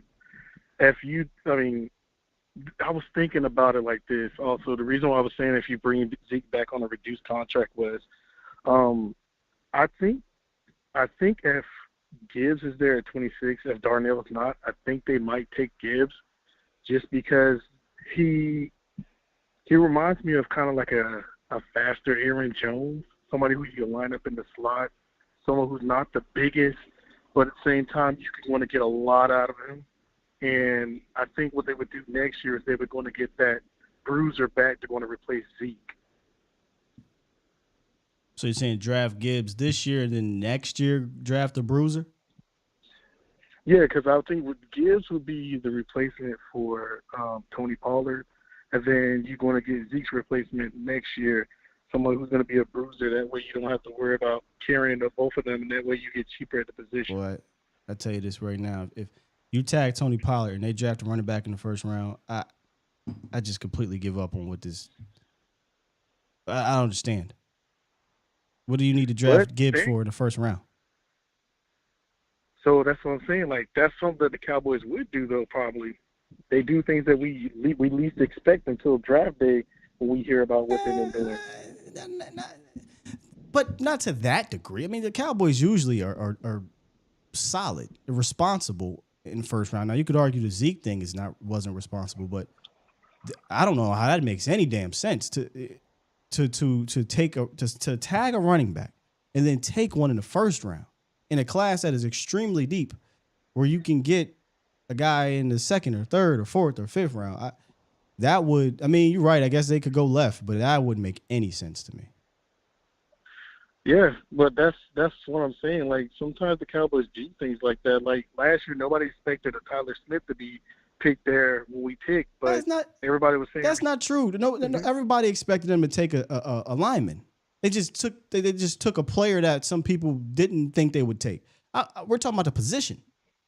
I don't give a damn who's at the position. I find it hard to believe that they take a running back now that they tagged Pollard, is what I'm saying. But I think everybody thought that the lineman was in play last year. All right, bro. I'm going to go ahead and let you want to get to the other callers. All right. I mean, am I wrong on that? I mean, wasn't the offensive line in play? That didn't shock nobody. Maybe the player might have shocked somebody. Well, I tell you, man, I know Will McClay will be pulling his hair out. And that's not a knock on the player. It's just tag a running back and draft one in the first round. Boy, what is this, 1992? What are we doing? DJ, what up, though? Hey, what's good? Scott, how you doing this morning, sir? That might be too loud for you. I'm good, man. How you? I'm good. Hey, the fix old dude's example, if you have a Hall of Fame tight end and you draft another Hall of Fame tight end, you run 21 personnel, you kill him in the red zone, keep him for 3 years. After the third year, you trade one of them off, get some draft compensation back. But that's how you work. That's how you rock that situation. All right, yeah. That's he did say 21 personnel. He did bring that up. But yeah, that was such a fantasy land question. Me personally, if I'm really building a team, I probably draft the other Hall of Famer that's probably in that draft at a different position and just rock with the Hall of Fame tight end that I got. But if I have the foresight, right, like if I can see the future, I can.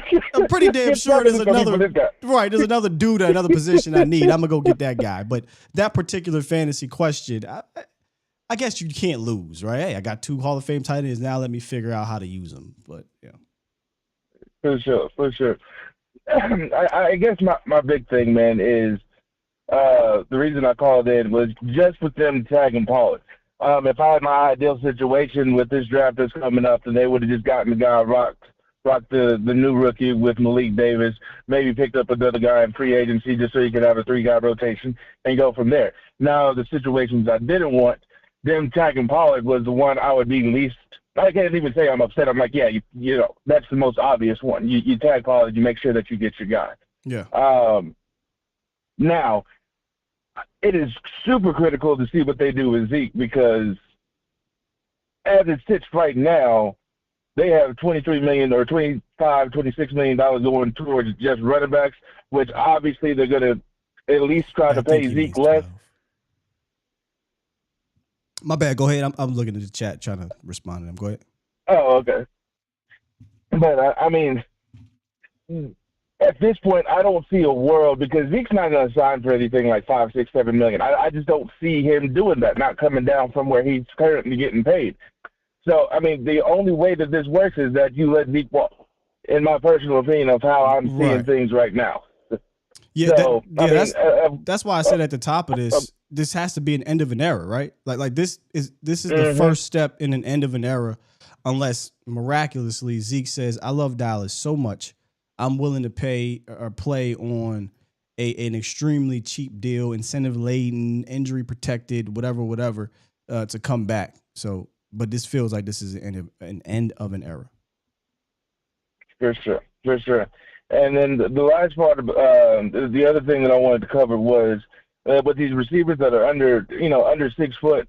I think, especially in a West Coast system, like I think height and vertical ability was more prevalent and needed in the previous regime, right? But if they're going to a West Coast style, having multiple dudes under the 6 foot mark really doesn't hurt you as much. Now, Mike McCarthy historically likes the taller guys. I understand that. Yeah. But it's not necessarily, a vertical jump over you, go over you kind of system in general. I mean, there are parts of it, just like any system has different parts of other things. But, I mean, if you were rocking, like let's say you walked out 3 wide receivers under 6 foot, not ideal, but in a West Coast system, that's about quick game and stuff like that, I think I still see you making it work. Yeah, not ideal though. I wouldn't want to do that.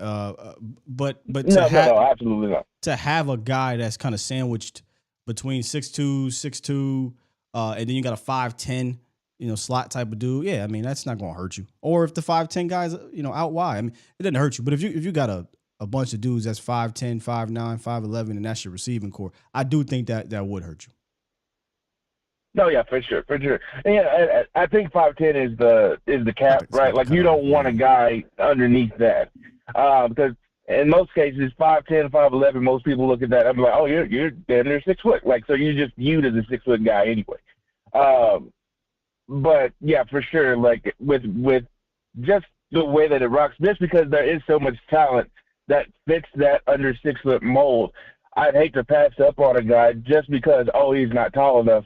If he's still a player, like the Zay Flowers, like the Tank Dills, the Josh Downs, those guys, they're all good enough players that I'm like, you shouldn't look past any of them if your board lines out to where they're the best guys that are on your board at the point in time, but you pass them up because they're under 6 foot. That just doesn't make sense to me. Yeah, and I think that's kind of what McClay was saying. Like if it fits, they're interested. If it doesn't fit with what they want to do, then they'll probably move forward. So it all depends on, and salute to McCarthy. He has been a bit tight-lipped on exactly what this offense is going to be. And we probably won't know until we see A, who they draft or sign, and B, once we get to rookie mini camps and whatnot, we'll start to see or hear about scheme. But I think it all depends. What are we trying to do schematically? And the only way we can get those nuggets is who they draft, who they bring in, who they sign. For sure. Well, I know you're running late right now, Bubba, so I'll let you go. I'll probably be hollering at y'all here a little bit. Yes, sir. Appreciate you, man. All good. I figured we was going to be running a little long over the next couple days. A lot to talk about since, I was out all last week. And then, obviously, we got some news from yesterday. We got Los, then Tony from Tampa, and then we going to rock out. A lot of y'all said, I don't even want Zeke for free. Trey said, do we draft a young QB to sit behind Dak? A young QB to sit behind Dak and learn? I think so. First off, they don't have a backup quarterback on the roster. Second, I'm not against drafting quarterbacks day 2 or 3 of the draft and trying to develop them. Now, Ben DiNucci types, man, quarterback's tough. It's tough to find in general. So you get a guy like Ben DiNucci from that type of school, that's probably not going to work out. But, yeah, I'm not against drafting a guy to develop. And we had a whole show on this before. If said guy gets a shot a couple games because of an injury or something, he shows something, or he's killing in preseason, then you pull the old Andy Reid. You flip him for a second and a fourth. You flip him for a first. That's how you do it. But Andy's a quarterback guru in a sense where I don't know. We can say that about, we can't really say it about McCarthy. Even though that's quarterback school, he had Aaron for a long time, and then he had, Dak, who was in and out of the lineup. But it's not like he had a whole bunch of dudes that he was just excelling with. One dude he got paid, and then that was pretty much it, and that was Matt Flynn. But still, you still want to try to develop him. Los, what it do, man? Buenos dias, Skywalker, man. How are you today, man? Good morning. I'm good, brother. Good morning. Hey, I just want to make sure, hey, I'm hearing this correctly, right? So Pollard is officially tagged, correct? Officially tagged, correct, sir. So that means, so we're going to stick with this running back for sure with Tony. We still don't know about Zeke. That's still undetermined for the future, right? So Yes. We're going to stick with the 2 running backs for now. Like I told you yesterday on Vosh Show, how are we going to improve our run game with this new offensive scheme, right? And I feel like if we're going to improve it, how are we going to help Pollard? How are we going to help Zeke? And I feel like the beneficial of that is basically adding more meat up front and see who can help basically create more lanes for Tony. And hell, just see if Zeke is still here, man, I'll be sad. I'll be honest, but man, it's whatever. I feel like Zeke is a new Tony Romo for Jerry Jones. Like he wants to win it with him, but that's just my opinion. But I feel like if we're gonna do something with this offense, I feel like we're gonna have to not put it all on Tony, but we got to create a good offensive scheme where look at Kansas City, how they run the ball. What type of blocking schemes or what type of blockers are we gonna need up front to basically just anyone in front of us, you can't stop us basically. And that's my last thing, Scott. And if we're gonna keep Tony, I just want him to be healthy. Oh, we are. That's my main concern. We are keeping Tony. He was tagged, so he'll be here. Yeah. So my bad. So if we're keeping Tony all on the field, I just want him to be healthy throughout. So I just want that. And you already know who I want in the running back room, Sky. Who's that? If we can get Chase Brown up in here in the 3rd round. I didn't know that. Yes, sir. He's turned into my pet cat. Yeah, I told you that was the guy I highlighted way before because I feel like he's Tony Pollard a little bit 2.0. He can see the field, he can do the cut, he can go up the field. I mean, hell, if I were to get him in this running back room, I think that would be amazing for the Cowboys. But and I'll leave you one request, Sky, for another video. I hear that LVE and Donovan Wilson is having some contract controversy, so I want to see how we can attack that side of the ball on the defensive side for another day. And I'll leave you with that, Sky. Peace. Salute. Yeah, man. I will forever be with beefing up the offensive line. It makes everybody's job easier. But it also depends on what scheme you're running too, right? If we're doing a lot of manpower stuff, you're definitely going to need to get some dudes in here. Even if you're doing more zone stuff, you're going to need dudes or more eye candy things that are going to help your offensive line. You're going to need dudes. But yeah, beef up that offensive line, and it really shouldn't matter a whole lot who your running back is.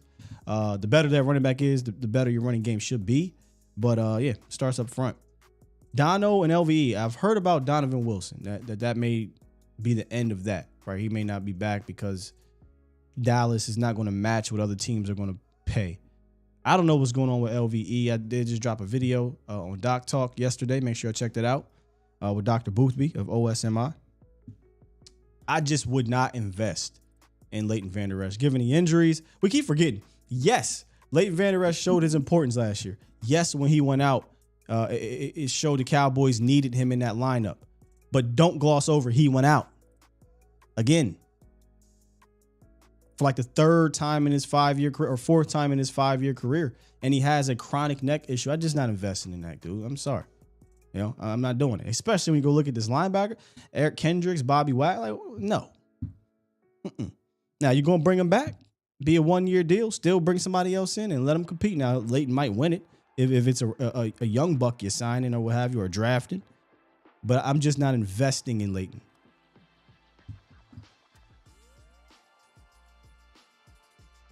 Tony from Tampa, send us out, man. What's going on, Scott? What's up with you? Ain't nothing, man. On my way to Miami with the blue skies, baby, you know. Hey, look, drive safe down there, brother. Drive safe. Oh, you know how I get down there, but you know I'm a veteran, man. Hey, I don't like what we doing. You know, we a hard fan base, man. We a hard fan base. And we bite the hands that have been feeding us a lot, man. With everybody up so uproar of Tony Pollard getting $10 million, man, that man has earned that money, man. That man earned that money. And on the real, he's been the best back to me for at least the last 3 years. I mean, they ain't using the way I want to. But I ain't saying that he need to carry the entire load. I agree with the committee. You know what I'm saying? Yeah. I agree. You know, get a running back later on down the line and let him, Malik Davis, and Tony Pollard rock out.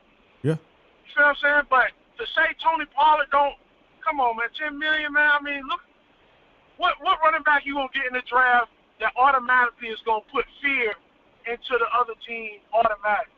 You feel what I'm saying? He could take one hand off and go 80 yards, man. I mean, everybody knows Tony Pollard dynamic, man. Yeah. You know what I'm saying? I mean, there's some young bulls in this draft, but I feel you. TP was an underutilized weapon for 3 of his 4 years, and you could even argue in his Pro Bowl season, he was still partly underutilized in a certain aspect, and I'm talking about as a receiving back. So I don't think we ever really got peak Tony Pollard here in Dallas.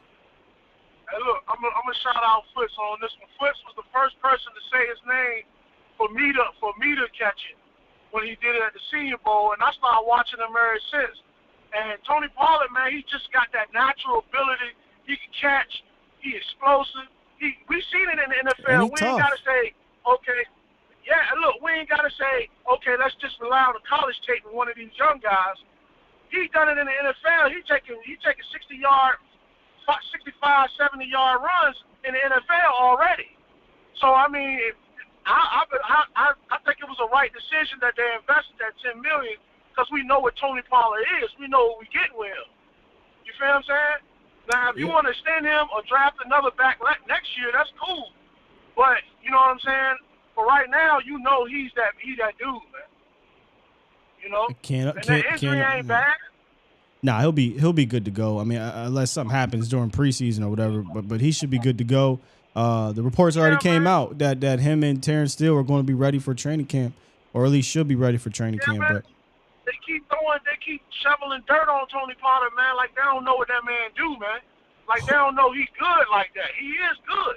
Who? You feel what I'm saying? Defenses is planning, game planning. Hold up, T. Hold up, Tony. Because I feel like this energy is like the Zeke energy. Because people are coming at Zeke, but who's coming at Tony? Like man, this. Everybody saying that he don't. They wouldn't have paid him. They would have let him walk. You know what I mean? Come on, let Tony Pollard walk. I mean, I get it. That don't make no sense. I mean, it does. You know what I mean? Think about it. I mean, it actually it does though. Like I get both sides. Like I get the sides you're saying by paying him $10 million if you're going to utilize him as a dual threat back. And I don't need to pay $10 million to a running back because I can draft a running back that can be explosive too. And you can. I think that we have to understand that there are multiple sides to these equations, right? And we're passionate about one, but we just got to understand the other. I totally understand saying I don't need to pay a running back $10 million. I get it. Especially if you're not going to use him as a pass catcher. I don't get it. I do. I do 100%. Not a back like that.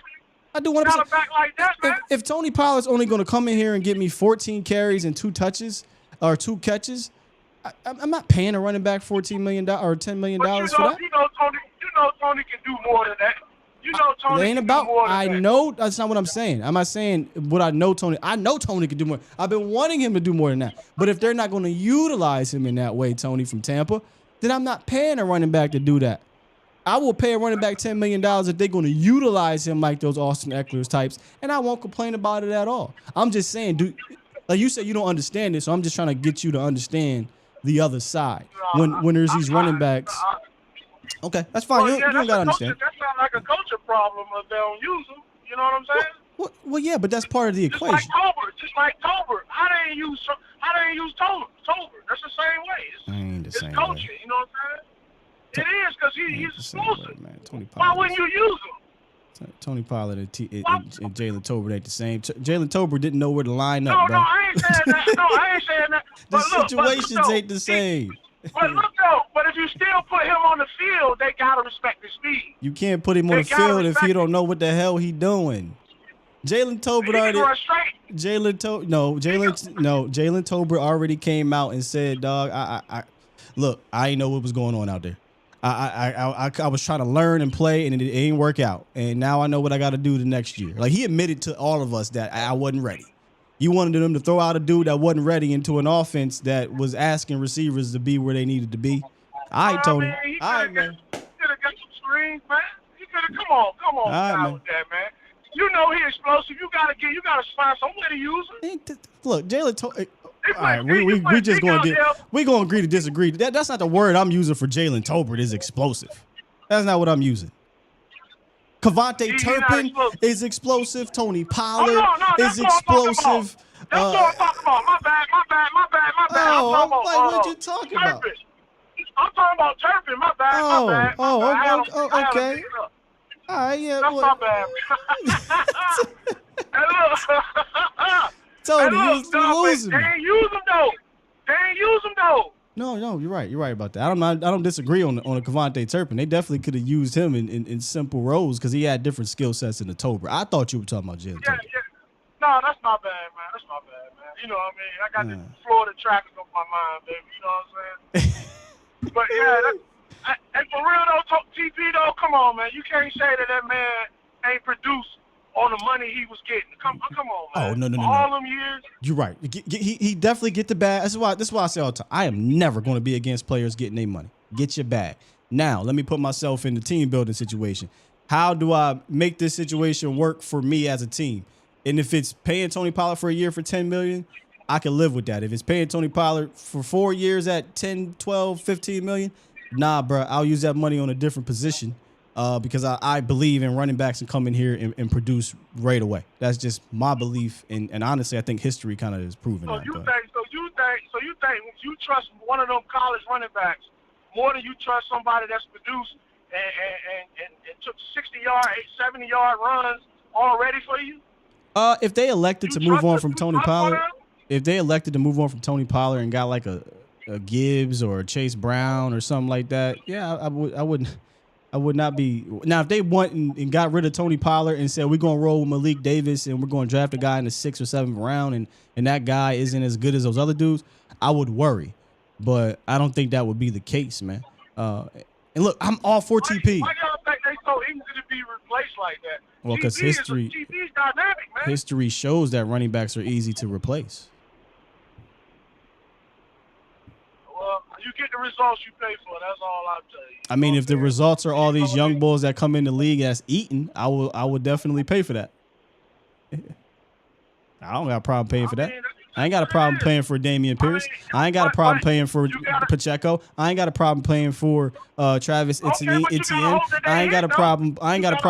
You want me to keep going? Kenneth Walker. I ain't got a problem playing for the dude that's in Atlanta. I ain't got a problem paying for the dude that's in the Patriots. I can't even pronounce his name right, but he was a beast. Can they do it, Tony Pollard? You can get a guy that listen. You about to make me argue against TP, and I don't want to do this. What I'm telling you. Yeah, we're gonna do it. I'm not trying to argue against TP. I am one of the biggest Tony Pollard fans. At the end of the damn day, if they're not going to use Tony Pollard like an Austin Eckler, I'm good.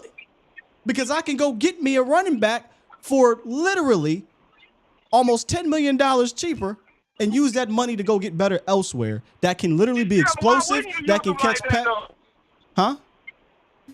Why wouldn't you use them like that? Why wouldn't you put them? Why would you just line them up? Tony, you screaming, but you're not thinking. The Dallas Cowboys have not used him that way. So I'm just going off of the way they used him, bro. Now, had they used Tony, but that's Kellen Moore gone. I know, brother, I know, but we still don't know how they're going to use him. I'm hoping they utilize him in that manner. I'm basing it off of how they have used him is what I'm saying. If they're not going to use him like an Eckler, I'm good. But if they do, I'm fine with them paying the $10 million, Tony. I'm just trying to get you to understand the other side. You know what? If Mike McCarthy, you know what I'm saying, he's doing the plays now.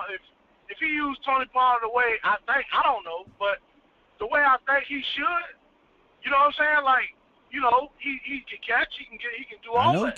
Yeah. You know what I'm saying? So I mean, that's, you know, if they use him like that and then have him like by committee, because I like what you said, like by committee. I like that.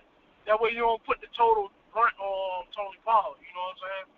Yeah. But because he's not an everyday, he's not an every game. I mean, you know, every possession down, run up the middle type of back. You know what I'm saying? Right. So I don't want to do it to you. But you're right. Do it to me, man. Do it to me.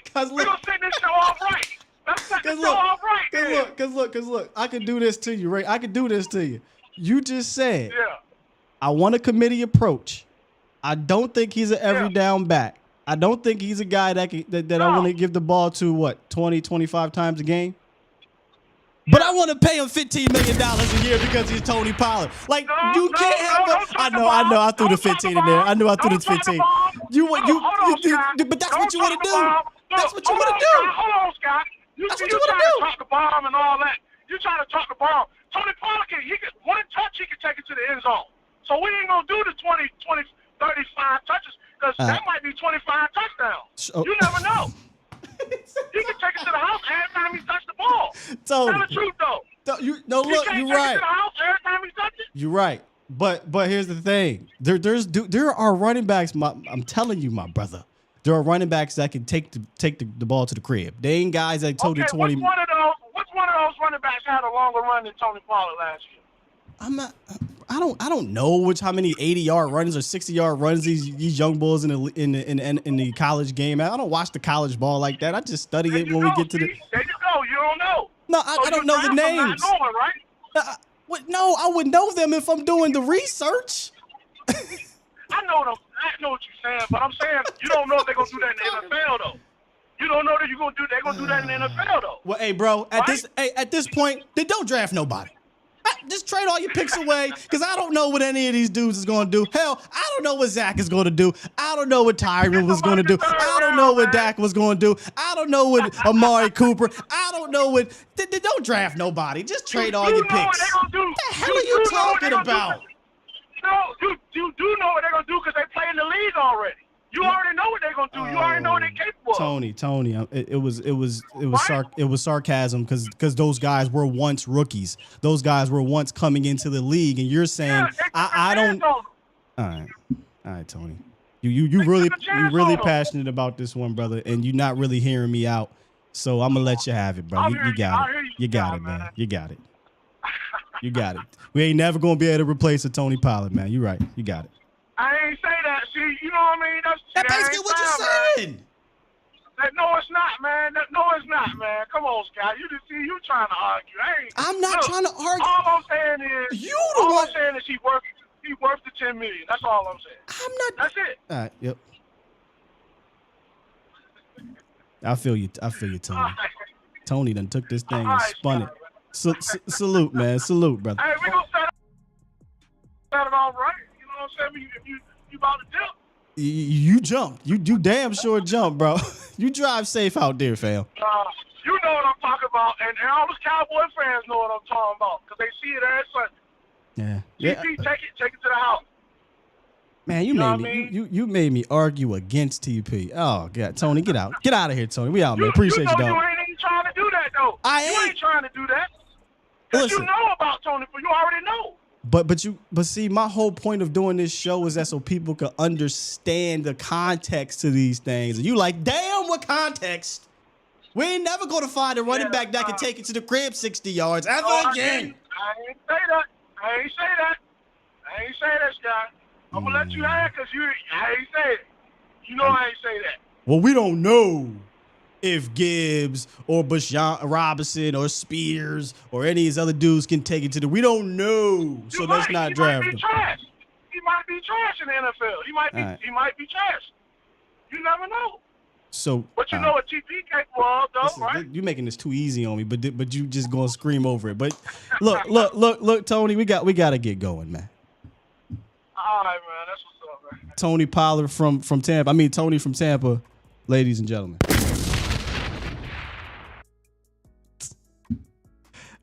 Like, y'all feel what I'm saying?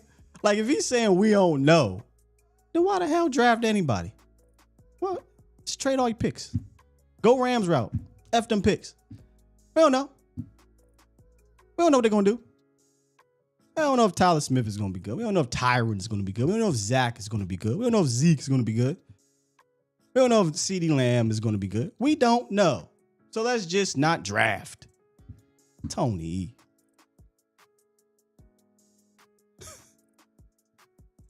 Y'all pissed him off. Well, is you on Twitter, Tony?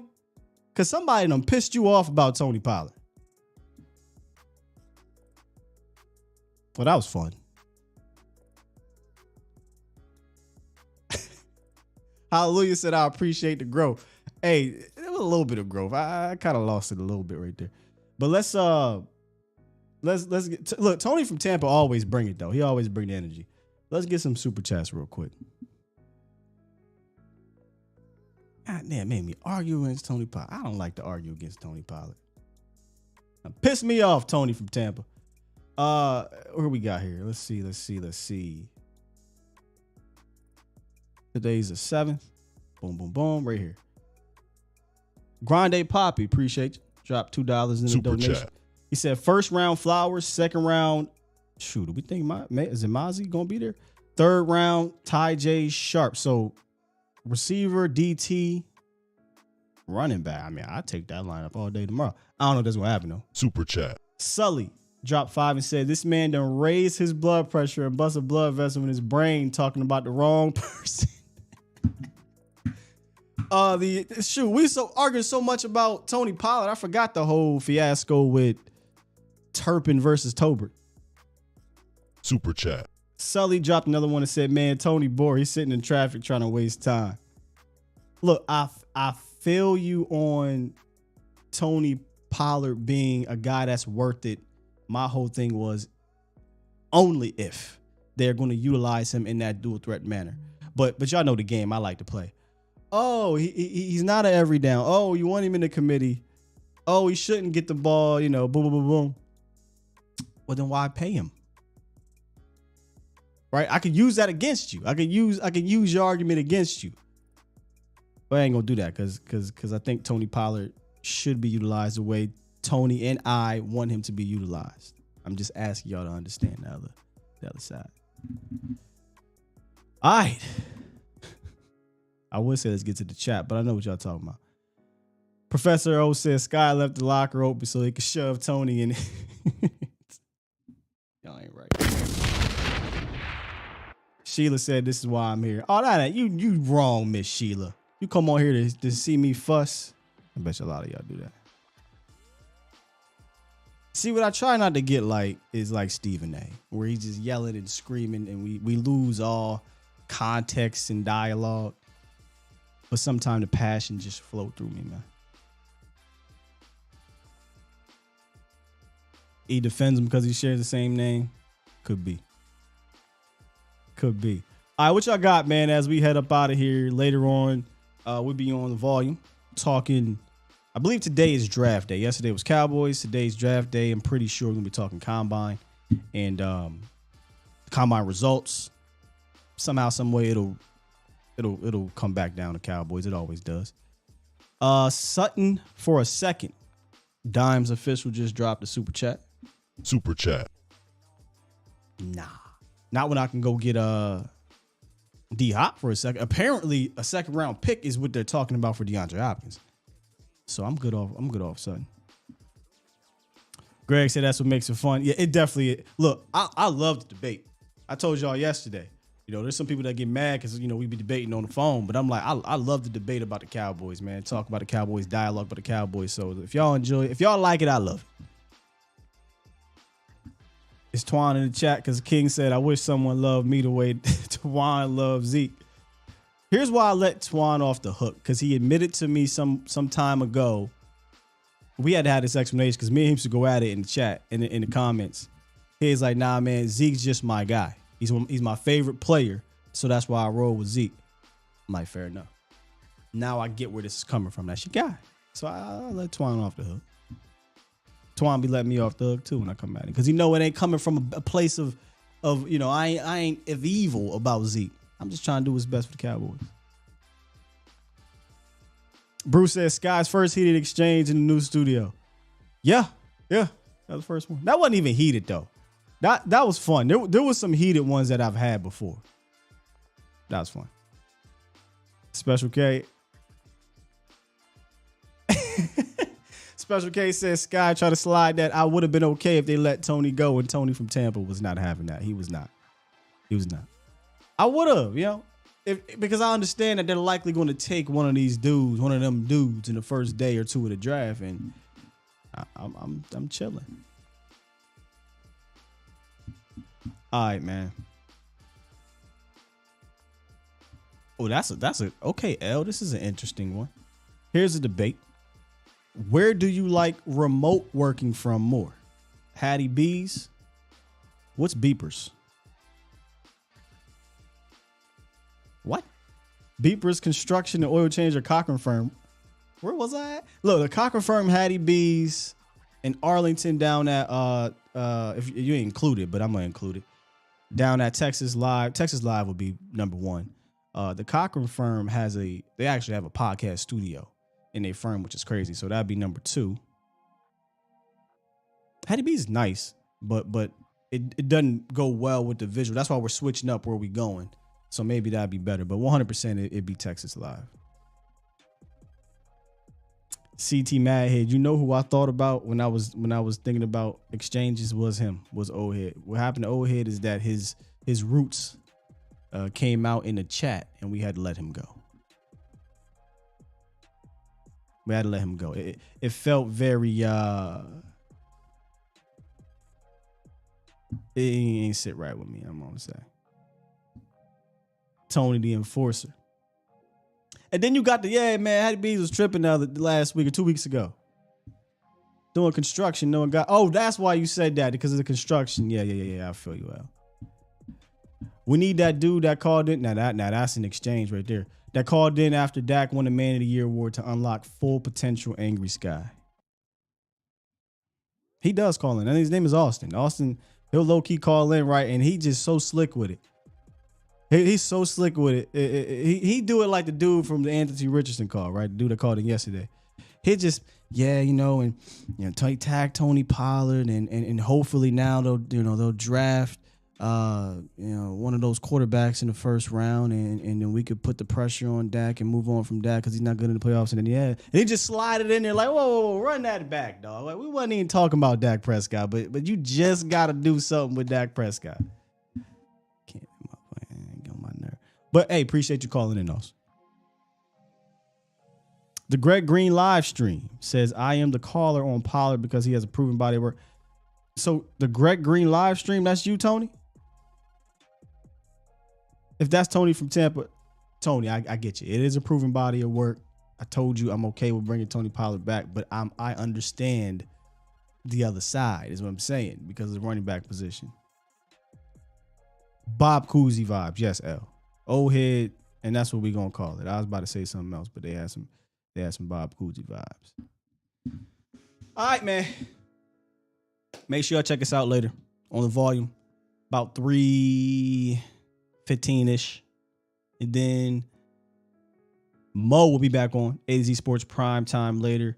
Make sure y'all hit those. Look, I don't often say this enough, but hit the notification bell. I don't know how much it works, but we'll be dropping. I'm going to take highlights from the shows every day, and we're going to be dropping those here on the channel, on Facebook, if you're on Facebook too. Twitter. Make sure y'all follow me and A to Z Sports Dallas on Twitter. And we're going to start doing that more. We're trying to obviously grow. We're going into year 3, which is crazy to say. We're going into year 3 with A to Z Sports Dallas. So we're trying to grow the content, and the best way to grow the content is to put more quality content out there. So hit that bell, man, if you haven't yet. And if you are not subscribed and you enjoy these exchanges, hit the sub button. Hit the sub button.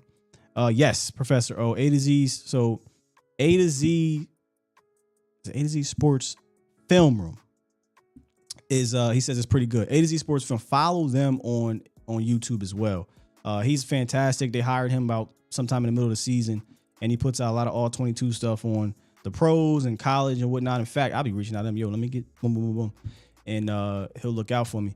But man, good work. He does great work over there, and we're just expanding. They've officially expanded to like 23 teams now, A to Z, and by the end of the summer, it'll be all 32. So, and we are now a part of Sports Illustrated Media Group, which is a big deal, a huge deal, because now our work, A to Z Sports Dallas.com, that work eventually will get shown in front of so many more people in the way they distribute it. So I'm telling you, man, if you in the Dallas area, I told Zach this over the last year and a half. If you haven't heard of us, you will soon. You will soon, man. With that said, go ahead and press this button.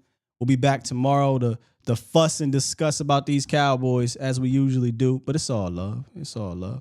Where my button at? There you go. Shit. Toxic, you crazy. I don't want to see that. Y'all don't want to see that. Yeah, Chris, it is, man, it feels good. It feels good to be a part of this. Doing things the right way. See y'all later on. Should be a fun show. If you missed yesterday, we had fun, man. We missed each other. Love y'all, Bomb Squad. We out. Peace.